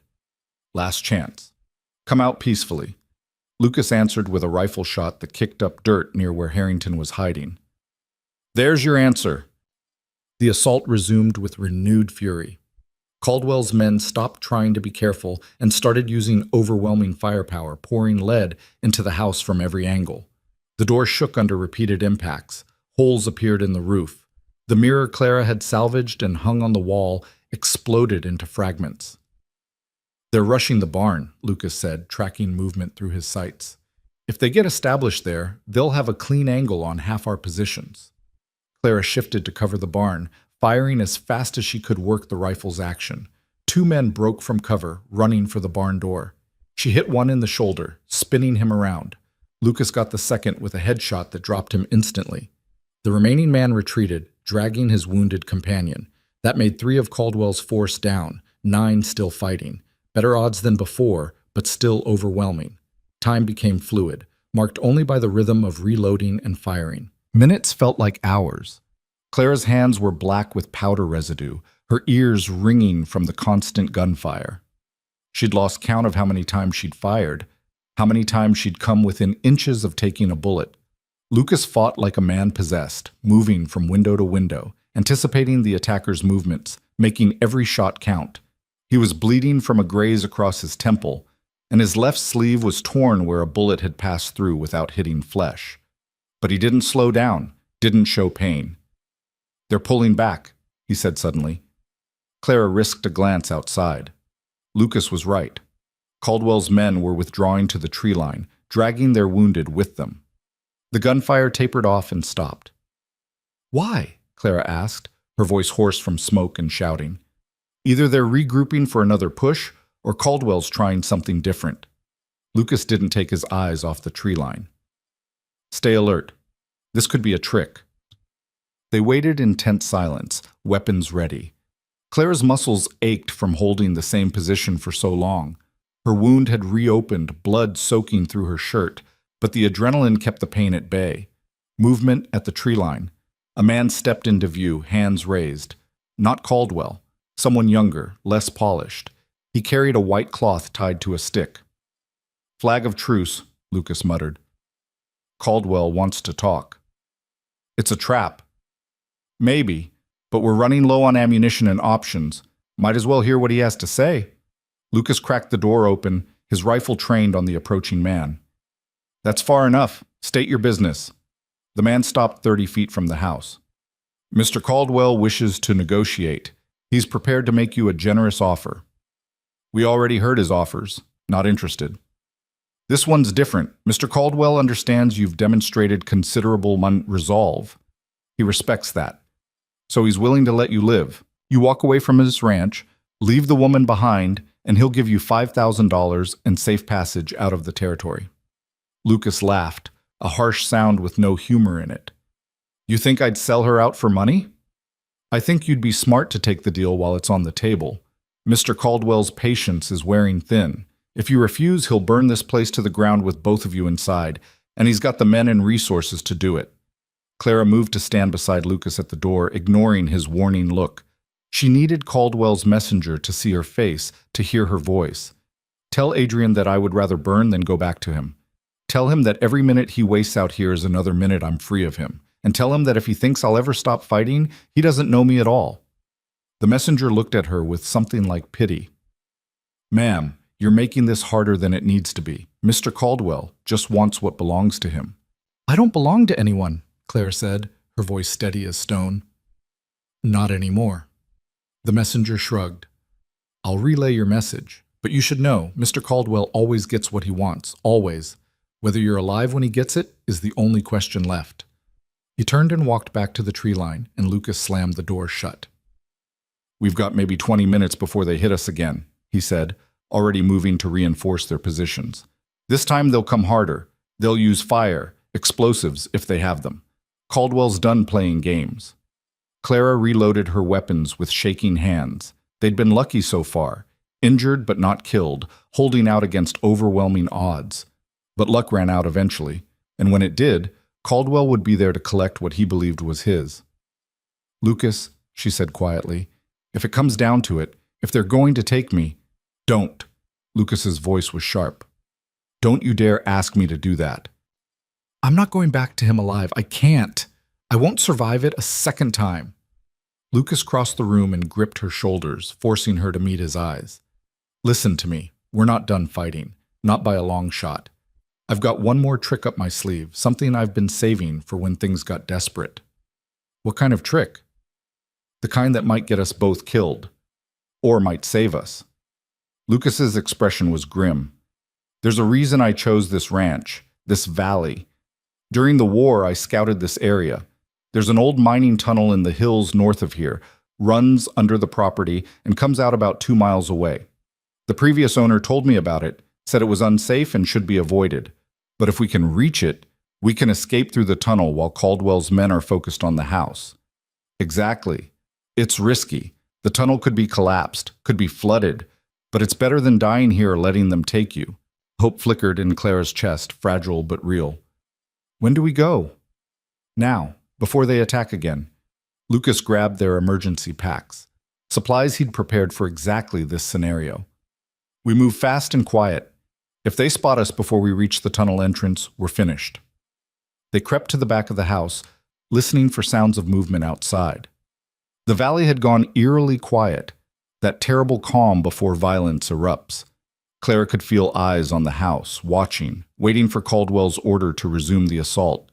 Lucas eased open the back window they'd designated as an emergency exit.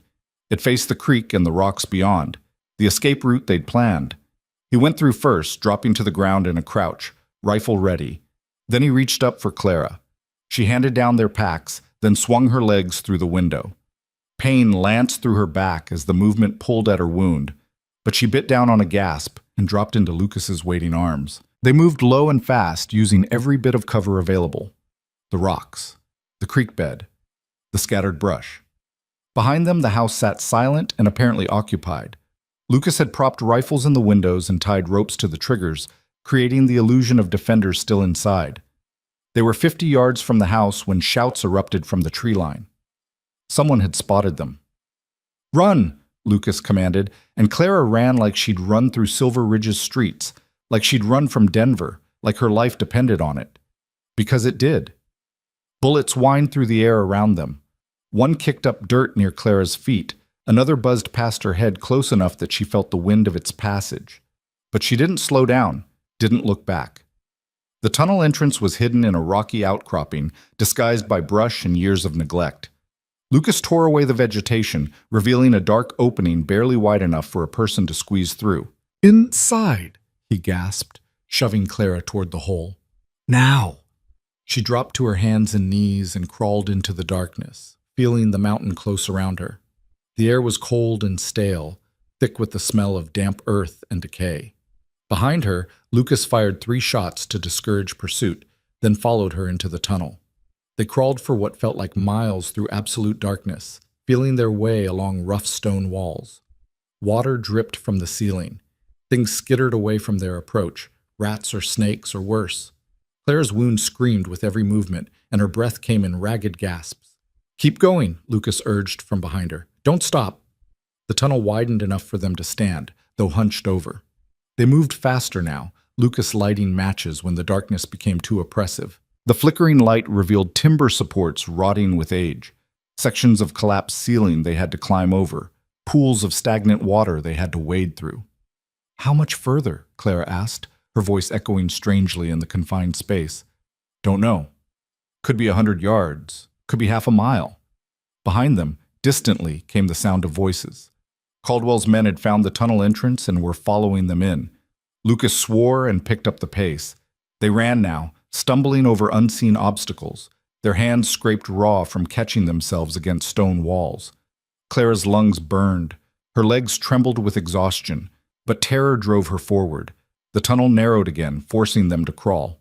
Clara's pack caught on a low-hanging timber, and she had to wriggle free, losing precious seconds. The voices behind them were getting louder. Then, impossibly, wonderfully, she saw light ahead. Not much, just a faint gray glow, but unmistakably the exit. "There," she gasped, pointing.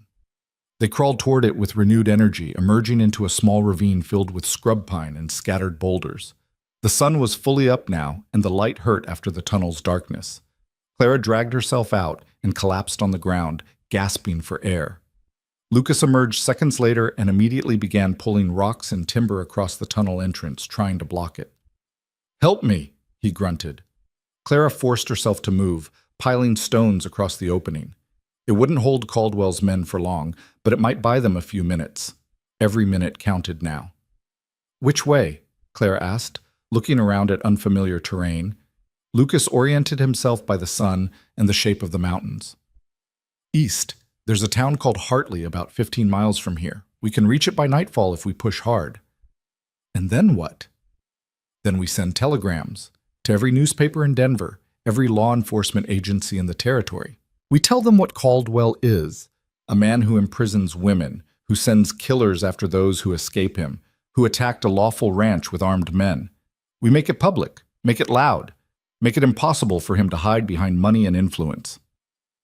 It was a desperate plan, but it was all they had. Clara nodded, and together they started moving east, putting distance between themselves and the tunnel before Caldwell's men could follow. They'd gone maybe 2 miles when they heard horses behind them. Clara's heart sank. They were on foot, exhausted, wounded, Mounted men would run them down easily. "The rocks," Lucas said, pointing to a jumble of boulders ahead. "We make our stand there. High ground, good cover. Force them to come at us on our terms." They reached the rocks and took position, their remaining ammunition spread out and ready. Clara's hands were steady as she loaded her rifle, though inside she was screaming with fear and exhaustion. This was it, the final stand. Either they held here or they died here. 5 riders appeared, moving at a trot. They spotted Lucas and Clara and immediately spread out, seeking their own cover. A standoff, each side waiting for the other to make the first move. Then one of the riders urged his horse forward, hands raised to show he wasn't drawing a weapon. As he came closer, Clara recognized him. Adrian Caldwell himself had come to finish this. He stopped his horse 50 feet away, well within rifle range, but he made no move to draw a weapon. Instead, he just sat there, looking at Clara with an expression she couldn't quite read. "You've led me on quite the chase," he said, his cultured voice carrying across the distance. "I'll admit, I didn't think you had this kind of fight in you. You always seemed so docile." "That's because you broke me," Clara called back. "But broken things can heal, and healed things can fight back." Caldwell smiled, but it didn't reach his eyes. Poetic, but ultimately pointless. "You can't win this, Clara. Even if you make it to Hartley, even if you tell your stories to the newspapers, who do you think they'll believe? A respected businessman and civic leader, or a runaway ward with a history of emotional instability? History you created with forged documents and bought doctors. Details. The point is, I have resources you can't match. I have influence you can't counter, and I have patience you can't outlast." Caldwell leaned forward in his saddle. "But I'm willing to make one final offer. Come back with me now, and I'll forgive all of this. The running, the killing, the embarrassment you've caused me. We'll return to Denver and continue as we were." Clara laughed, a sharp bark of sound. "You must be insane if you think I'd accept that." "The alternative is that I kill everyone you care about, starting with your cowboy friend there. Then I burn every town that helped you, destroy every person who showed you kindness. And when you have nothing and no one left, when you're completely broken and alone, then I'll take you back anyway. But it won't be as my companion anymore. It'll be as my prisoner, locked in a room you'll never leave until the day you die." The threat hung in the air, terrible in its sincerity. Clara knew Caldwell well enough to know he meant every word. He would do exactly what he promised, no matter how long it took or how much it cost. Lucas must have heard the same truth in Caldwell's voice, because he turned to Clara and said quietly, "Don't listen to him. We'll find a way." But Clara was done running, done hiding, done letting Adrian Caldwell dictate the terms of her existence. She stood up from behind the rocks, ignoring Lucas's sharp protest, and walked forward into the open space between them and Caldwell. "You want me to choose," she called out, her voice clear and strong. "Come back with you or watch everyone I care about suffer and die. Those are the options you're giving me." Caldwell nodded. "Precisely." "Then here's my answer." Clara's hand moved to the pistol at her hip, not drawing it but resting there. Ready. "I choose a third option. I choose to stand here and fight you. Not run from you. Not surrender to you. Fight you until one of us is dead. Because I would rather die on my feet as a free woman than live one more day under your control." Something flickered across Caldwell's face. Surprise, maybe. Or the realization that he'd finally pushed too far. He'd broken Clara once, but the woman standing before him now was someone different. Someone forged in pain and desperation and hard-won freedom. Someone who would never break the same way again. "You're bluffing," Caldwell said, but his voice carried a note of uncertainty. "Try me." Clara's hand tightened on her pistol grip. "Give the order to attack. Let's see what happens." The moment stretched taut as a bowstring balanced on the edge of violence. Caldwell's men shifted nervously, hands moving toward weapons. Lucas raised his rifle, tracking Caldwell. Clara stood perfectly still, her eyes locked on the man who'd tried to own her soul. And then, impossibly, Caldwell blinked first. "Lower your weapons," he said to his men, his voice tight with suppressed fury. "All of you, now!" The men hesitated, confused. This wasn't the plan. This wasn't how it was supposed to end. "I said lower them," Caldwell snapped. Slowly, reluctantly, the weapons came down.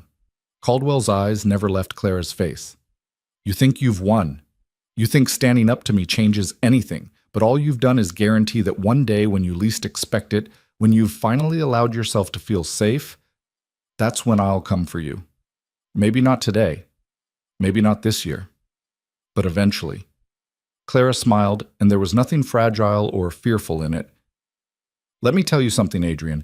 Every day I wake up and I'm not in your house is a victory. Every breath I take as a free woman is a triumph.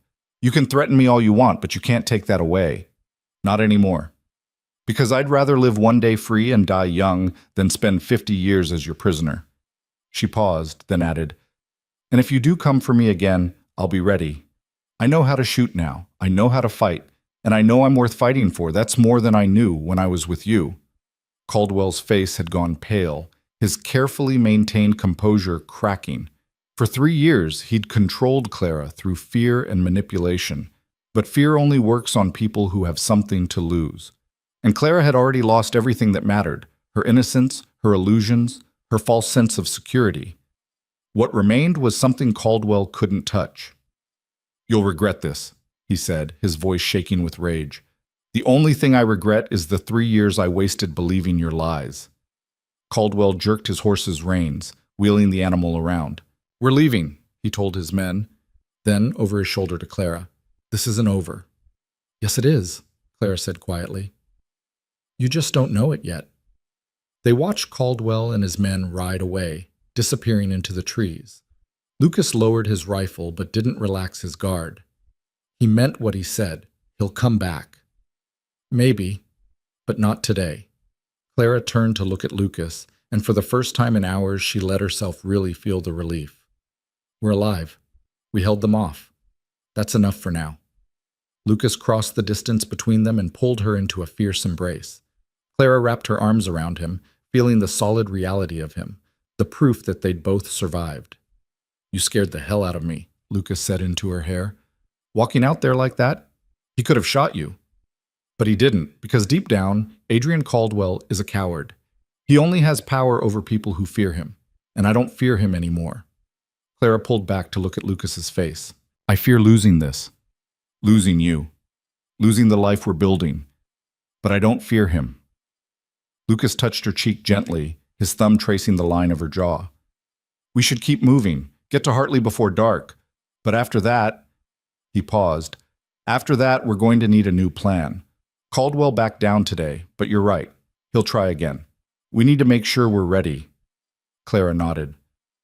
Then we'll be ready, together. They gathered their remaining supplies and started walking toward Hartley, leaving the battlefield behind. The sun climbed higher, warming the cold morning air. Birds sang in the trees, indifferent to human violence. The world kept turning, beautiful and terrible and full of possibility. Clara's back ached. Her hands were blistered. She was exhausted, filthy, and running on fumes. But she was free. She'd faced down the man who'd tormented her for 3 years and lived to tell the tale. She'd fought beside Lucas and discovered reserves of strength she hadn't known she possessed. The old Clara, the girl from Boston, the prisoner in Denver, was gone forever.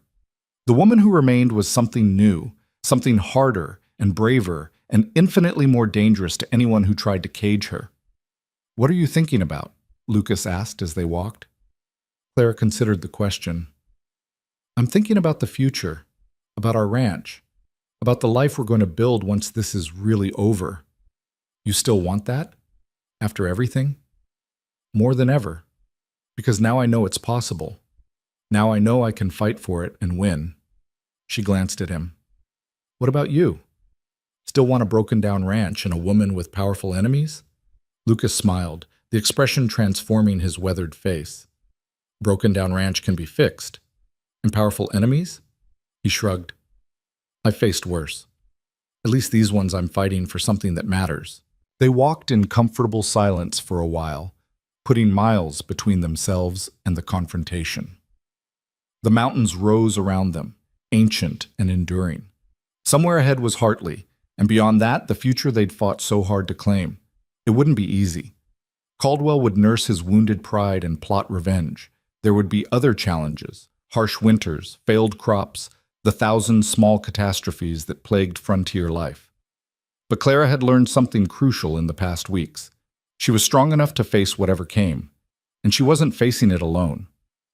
As the sun began its descent toward the western peaks, painting the sky in shades of orange and gold, Clara allowed herself to hope. Not the desperate hope of her escape from Denver, but something steadier, something built on proof and experience. She'd been shot in the back while running. Lucas had caught her before she hit the ground. And from that moment of violence and chance, something remarkable had grown. A partnership, a bond, the beginning of love.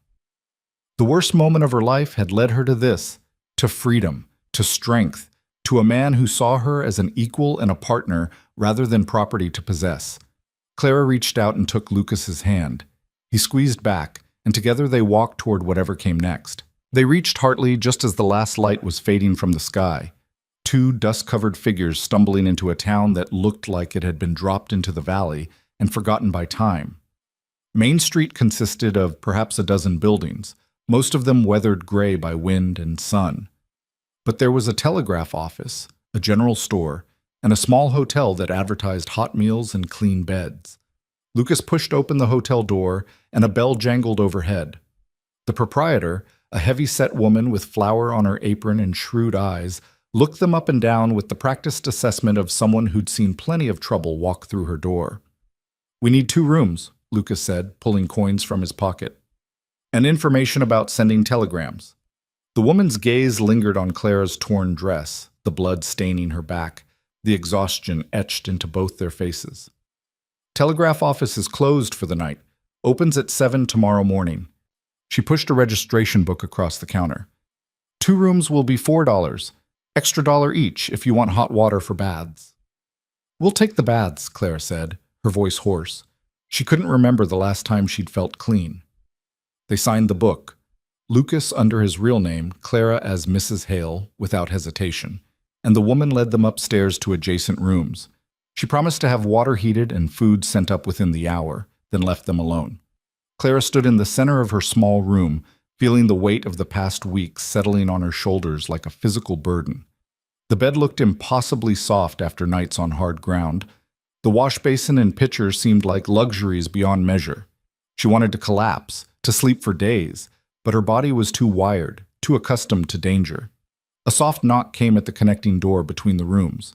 "Clara, you all right?" She opened the door to find Lucas standing there, his rifle still in hand despite being indoors. Old habits, she supposed. Soldiers never really stopped being soldiers. "I'm fine," she said, though they both knew it was a lie.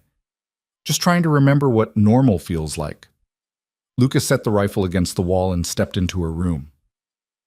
In the lamplight, she could see the toll the day had taken on him, the dried blood on his temple, the exhaustion in his eyes, the way he favored his left side where a bullet had grazed his ribs. He'd been shot protecting her, had killed protecting her, had faced down a small army because she'd asked him to. "Lucas," she began, but he shook his head. "Don't. Whatever you're about to say, don't thank me, don't apologize, don't try to make this into something it's not." He moved closer, his voice dropping. "I made my choice back in Silver Ridge when I caught you. Everything that happened after was just me following through on that choice. I don't regret it, not 1 second of it." Clara felt tears burning behind her eyes. "I was going to say that I think I'm falling in love with you, and I don't know if that's real or if it's just gratitude or survival or—" Lucas cupped her face in his hands, his calloused palms rough against her skin. "It's real. I know because I feel it too. Have felt it for weeks now, maybe since that first night in the cabin when you asked me why I was helping you, and I didn't have a good answer except that it felt right, that you felt right." He kissed her then, gentle despite the violence they'd survived, tender despite the hardness life had carved into both of them. Clara kissed him back, her arms wrapping around his neck, feeling safe for the first time in longer than she could remember. When they broke apart, both breathing hard, Lucas rested his forehead against hers. "We should probably wait. Do this properly. Court like civilized people." "I've had enough of civilized people and their rules. They didn't help me when I needed them. You did." Clara pulled him toward the bed.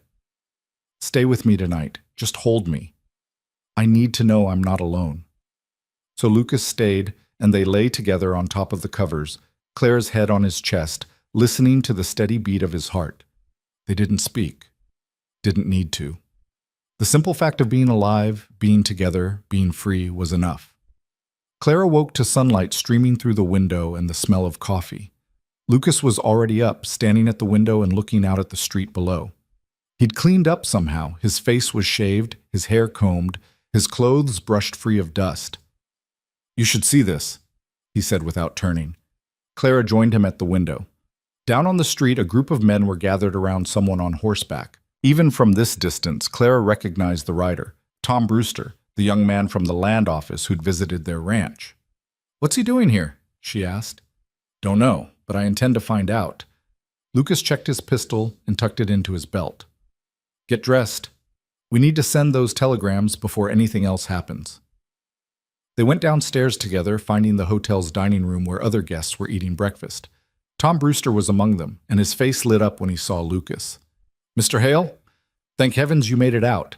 When I saw the smoke yesterday afternoon, I rode out to check on you, but by the time I got there," he paused, taking in Clara's battered appearance. "Ma'am, are you injured? Should I fetch a doctor?" "I'll heal," Clara said.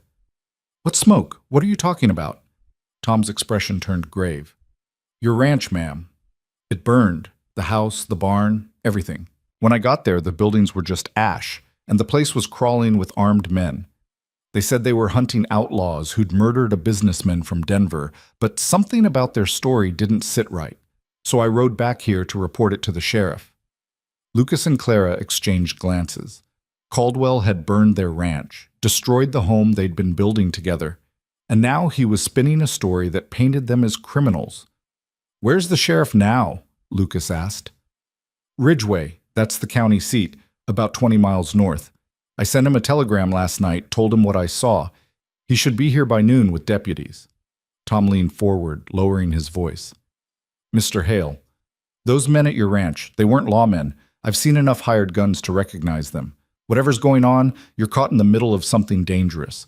If there's anything I can do to help—" "There is," Lucas said.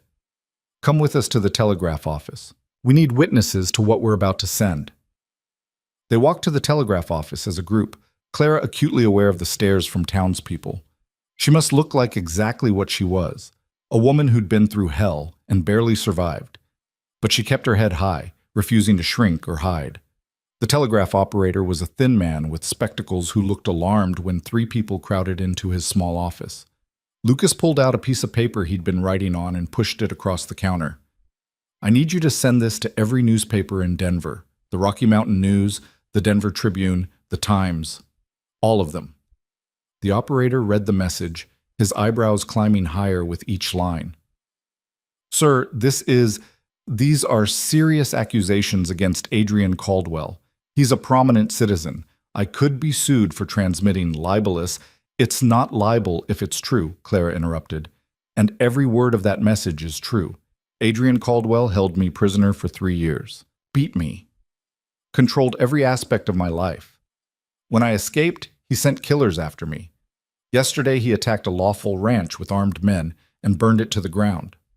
Those are facts, and they're going to be made public whether you help us or not." The operator looked between them uncertainly. Tom Brewster stepped forward. "I'll witness that they sent this. Put it on record that I was here and heard Mrs. Hale's testimony. If Caldwell wants to sue someone, he can start with the land office." The operator sighed and began tapping out the message on his telegraph key. Clara watched the mechanical clicking, each tap sending their truth out into the world. Caldwell's power had always rested on secrecy, on controlling information and buying silence. But you couldn't buy silence when the story was being shouted from every newspaper in the territory. "That's sent to Denver," the operator said. "You want me to send it anywhere else?" "San Francisco," Lucas said. "New York, Chicago, anywhere with a major newspaper. The more people who know, the harder it is for Caldwell to make this disappear." They spent the next hour composing and sending telegrams, spending the last of Lucas's money to ensure their story reached as far as possible. Clara dictated a detailed account of her captivity, naming dates and witnesses, describing specific incidents that could be verified. It was painful, dragging those memories into the light. But it was also liberating. Each word spoken was another chain broken. When they finally emerged from the telegraph office, the sheriff had arrived. He was an older man with a salt and pepper beard and eyes that had seen too much to be easily fooled. Tom Brewster made introductions. "Sheriff Morrison, these are the Hales. They're the ones who owned the ranch that burned." Morrison studied them with the careful attention of a man accustomed to sorting truth from lies.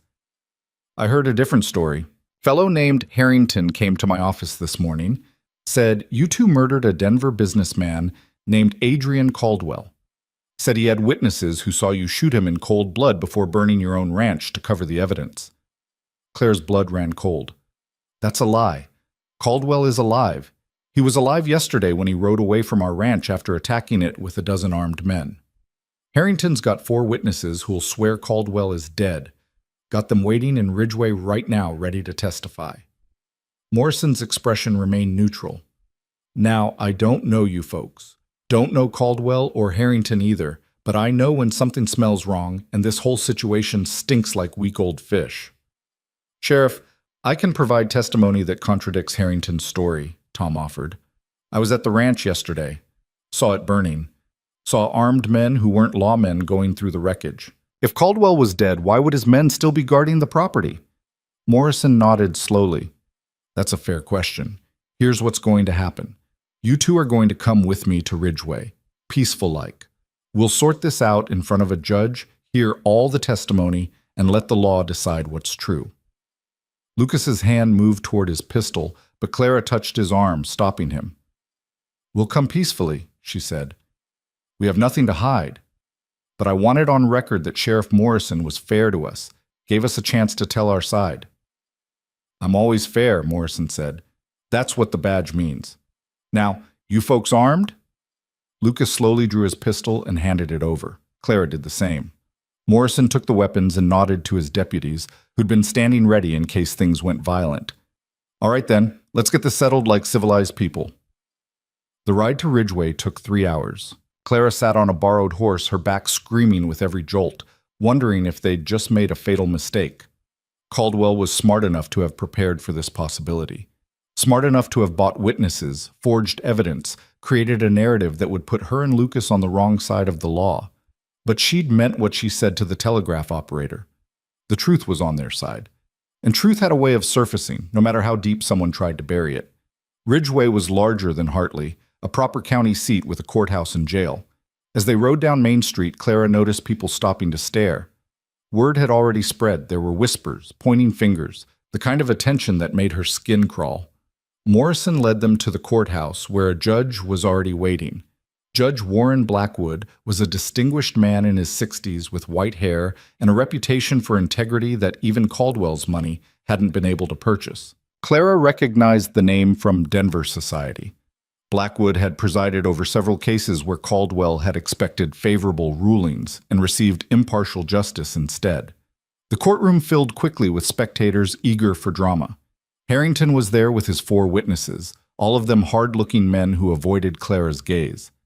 Tom Brewster sat in the front row ready to testify on their behalf, and standing in the back, partially hidden by shadow, was a figure that made Clara's breath catch. Adrian Caldwell, very much alive. He met her eyes across the courtroom and smiled, a cold, predatory expression that promised this wasn't over, not by a long shot. Judge Blackwood called the proceedings to order. "This is a preliminary hearing to determine if there's sufficient evidence to charge Lucas and Clara Hale with murder. Mr. Harrington, you brought the accusation. Present your evidence." Harrington stood, his expression appropriately grave. "Your Honor, Adrian Caldwell was a respected businessman from Denver who came to this territory to retrieve his runaway ward. He approached the Hales peacefully, offering to compensate them for their trouble. Instead, they shot him dead and burned their ranch to destroy evidence. I have 4 witnesses who saw the murder take place." "Produce them." The 4 men took turns on the witness stand, each telling the same story with suspicious consistency. They described Caldwell approaching the ranch unarmed, described Lucas shooting him without provocation, described the Hales fleeing while the ranch burned. It was a masterful performance, well rehearsed and delivered with just enough variation to seem authentic. Clara watched the jury's faces and saw doubt creeping in. These were simple men, farmers and shopkeepers, unused to complex deceptions. Why would four men all lie about the same thing? When the witnesses finished, Judge Blackwood turned to Lucas and Clara. "You've heard the accusations. How do you respond?" Clara stood, her legs shaking but her voice steady. "Your Honor, every word of that testimony is a lie. Adrian Caldwell is alive and sitting in the back of this courtroom right now." The room erupted in chaos. People turned to look. Harrington's face went pale, and Caldwell simply stood up, walked to the front of the courtroom, and addressed the judge directly. "Your Honor, I apologize for this dramatic entrance, but I wanted to see for myself if Mrs. Bennett would maintain her delusions even under oath." He gestured to Clara with mock concern. "This poor woman has been unwell for some time. I cared for her in my Denver home, tried to help her recover from the mental instability that plagued her. When she ran away, I was naturally concerned for her safety. I came here not to hurt her, but to bring her home where she could receive proper medical care." Clara felt the trap closing. Caldwell had planned for this scenario, had witnesses ready to testify she was insane, had documents that would show her as an unstable woman in need of care rather than a prisoner who'd escaped. It was brilliant and terrible, and it might actually work. But she'd also planned for this moment, had prepared for it during those long hours in the telegraph office. "Your Honor," Clara said clearly, "Mr. Caldwell claims I've been mentally unstable. If that's true, perhaps he can explain the telegrams that were sent this morning to newspapers across the country. They contained specific details about my captivity, names, dates, locations. If I'm insane, how do I remember such precise information? And if Mr. Caldwell is truly concerned for my welfare, why did he attack our ranch with armed men yesterday?" Judge Blackwood raised an eyebrow. "Mr. Caldwell, you attacked their property." "I did no such thing, Your Honor. I attempted to visit Mrs. Bennett to discuss her return to Denver when a companion threatened me with violence. My men defended themselves. The fire was accidental, started during the altercation." "That's a lie," Lucas said, standing. "You brought 12 armed men. You told me you'd burn us out if we didn't surrender Clara. You shot at us, set fires deliberately, tried to murder us both." "Do you have proof of these accusations?" Blackwood asked. "We have Tom Brewster's testimony. He saw the ranch burning, saw Caldwell's men searching the wreckage hours after we'd escaped." Tom stood and corroborated the story, describing what he'd witnessed. Blackwood listened carefully, then turned to Caldwell. "Mr. Caldwell, where were you yesterday afternoon?" "In Ridgeway, Your Honor. I arrived 2 days ago and have been staying at the Ridgeway Hotel. The proprietor can confirm I was there all day yesterday, never left the premises." Another lie, delivered smoothly, but this one Clara could disprove. "Your Honor," she said, "Mr. Caldwell confronted us personally yesterday morning at our ranch. He made specific threats, offered specific bribes. He was there. I saw him. Lucas saw him. And unless Mr. Caldwell can be in 2 places at once, someone is lying about his whereabouts." Blackwood studied them both, Clara with her injuries and exhaustion, Caldwell with his expensive suit and cultured manner. 2 versions of reality, completely incompatible.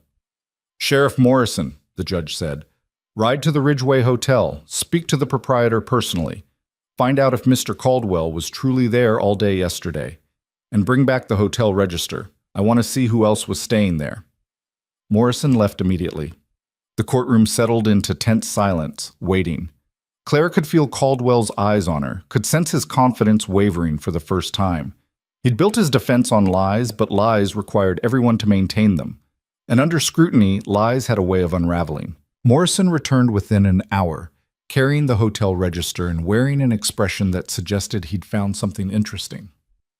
"Your Honor, the proprietor says Mr. Caldwell did stay at the hotel, checked in 2 days ago, just like he claimed. But he also says Caldwell rode out early yesterday morning and didn't return until well after dark. The proprietor remembers specifically because Caldwell's horse was lathered and exhausted, like it had been ridden hard."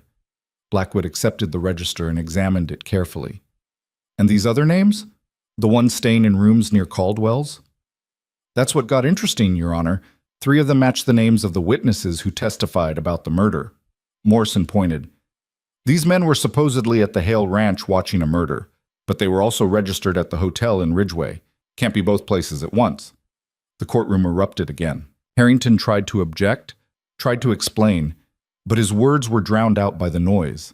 Caldwell's carefully constructed web of lies was falling apart, thread by thread. Judge Blackwood slammed his gavel, demanding order.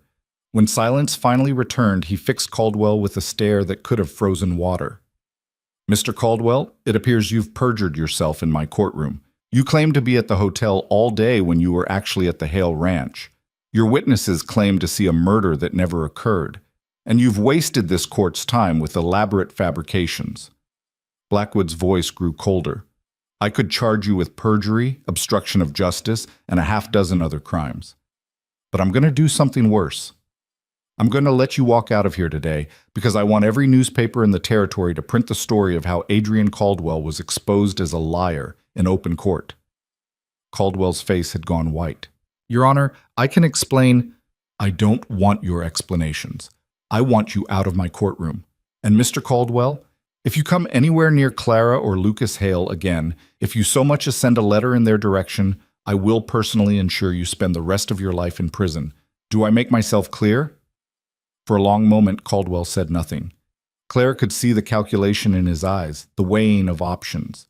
He could fight this, drag it out, use his money and influence to muddy the waters. But Blackwood was too respected, the evidence too damning, the newspapers already spreading the story. Adrian Caldwell had finally met something his money couldn't buy. The truth, spoken loudly enough that it couldn't be silenced. Crystal clear, Your Honor, Caldwell said finally. Then he turned and walked out of the courtroom, his back straight, his pride battered but not completely broken. Clara watched him go and felt something release inside her chest. It was over. Really, truly over. Caldwell was exposed, humiliated, stripped of his power to hurt her. He might still hate her, might still dream of revenge, but he could never touch her again without destroying himself completely. Judge Blackwood dismissed the charges against Lucas and Clara, admonished Harrington for bringing false testimony, and ordered the 4 lying witnesses arrested. Then he looked at Clara with something resembling kindness. Mrs. Hale, I'm sorry for what you endured. No one should suffer what you described in those telegrams. If you need assistance, financial, legal, anything, my office is available to you. Thank you, Your Honor, but I think we'll be all right now. They walked out of the courthouse into bright afternoon sunshine. Tom Brewster was waiting on the steps, grinning. That was the most satisfying thing I've seen in years. Caldwell's face when Morrison brought in that hotel register, priceless. Lucas shook his hand. We owe you. If you hadn't testified, hadn't been willing to stand up, just did what was right. Besides, I like seeing bullies get what they deserve. Tom's expression turned serious. Your ranch, though, it's gone. The house, barn, everything burned to the foundation. I'm sorry. Clara looked at Lucas and they shared a smile. We'll rebuild. Maybe not in the same place, maybe somewhere new, but we'll rebuild. They left Ridgeway the next day, heading west into territory they'd never seen. Lucas had heard about land opening up in Montana, good ranching country where no one knew their names or their history. It seemed like as good a destination as any. The weeks that followed were hard, but free. They traveled slowly, working odd jobs to earn money for supplies. Clara's wound finally healed completely, leaving only a scar. A permanent reminder of the day everything changed. They slept under stars and woke with the sun, living simple and unencumbered. One evening, camped beside a river with mountains rising purple in the distance, Lucas asked Clara to marry him. He didn't have a ring to offer, just his calloused hands and a promise that he'd spend the rest of his life treating her as an equal partner. Clara said yes without hesitation. They married in a small Montana town whose name Clara could never quite remember afterward. The ceremony was brief, conducted by a justice of the peace who seemed more interested in getting back to his dinner than in romantic declarations. But when Lucas slipped a simple gold band onto Clara's finger and said, I do, she felt more married than any elaborate ceremony could have made her. They found their land a month later, a valley similar to the one in Colorado, but untouched, wild, full of promise. There was no house, no barn, Nothing but grass and water and endless sky. It was perfect. They spent that first winter in a small cabin Lucas built from local timber, barely large enough for 2 people and a stove. Snow fell 3 feet deep and stayed until April. They ran low on supplies twice and had to ration food carefully. It was the hardest winter of Clara's life. It was also the happiest. Spring came eventually, as it always does. The snow melted, revealing earth ready to be worked. They planted a garden, built corrals, started assembling a small herd of cattle purchased with money Clara had earned working as a seamstress through the winter. Other settlers arrived, drawn by rumors of good land and fair treatment. A town began to form 10 miles south, first a general store, then a saloon, then a church, and school. Clara became known in the community as someone who could help with difficult births, who knew herbs and healing. Lucas earned a reputation as honest and hardworking, someone you could trust with your word and your money. They prospered, slowly but steadily. The ranch grew, the cattle multiplied. Within 5 years, they had a real house, 2 stories with glass in the windows and a porch that wrapped around 3 sides. Clara planted roses by the front door, watched them bloom each summer, marveled that something so delicate could survive in such harsh country. And in their 7th year together, Clara gave birth to a daughter. They named her Hope, which seemed appropriate for a child born out of such darkness into such light. She had Lucas's eyes and Clara's determination, and from her first breath she owned them both completely. A son followed 2 years later, then another daughter. The house filled with noise and laughter, with the chaos of children and the warmth of family. Clara would watch her children play in the yard and sometimes had to pinch herself to believe it was real. She'd come so far from the terrified woman running through Silver Ridge's streets. That woman had been broken, desperate, convinced she'd never be anything more than Adrian Caldwell's prisoner. But she'd been wrong. She'd healed. She'd fought. She'd built something beautiful from the ashes of her old life. Occasionally word would reach them from Denver. Clara heard that Caldwell had lost much of his business empire in the scandal following his courtroom exposure, that he'd moved to San Francisco and remarried, searching for someone new to control, that he'd grown bitter and paranoid, seeing enemies in every shadow. Clara felt sorry for him in an abstract way, not because she forgave him, some things were unforgivable, but because she understood now that people who needed to control others were fundamentally broken themselves. Caldwell would never know the kind of partnership she'd found with Lucas, would never understand what it meant to trust another person completely. His loss. On a summer evening when Clara was 43 years old, she sat on the porch with Lucas, watching the sunset paint the Montana sky in shades of gold and crimson. Their children were grown now, Hope married to a rancher's son and expecting Clara's first grandchild, the boys working a neighboring ranch and sending money home each month. "You ever think about how different things could have been?" Lucas asked, taking her hand. His hair had gone gray at the temples, and lines marked his face, but his eyes were the same ones that had looked at her with such determination that first night in the cabin. "Sometimes. If you hadn't caught me, if I'd hit the ground and died right there in Silver Ridge." "But I did catch you." "You did." Clara squeezed his hand. "And everything that came after, all of this, it's because you caught me, because you were willing to stand up for a stranger, because you saw something in me worth saving when I couldn't see it myself." "You saved yourself, Clara. I just gave you a safe place to heal." "We saved each other," Clara corrected. "You needed purpose as much as I needed freedom. We found both together." They sat in comfortable silence as the sun disappeared behind the mountains. Somewhere in the house, a clock chimed the hour. Cattle lowed in the distance.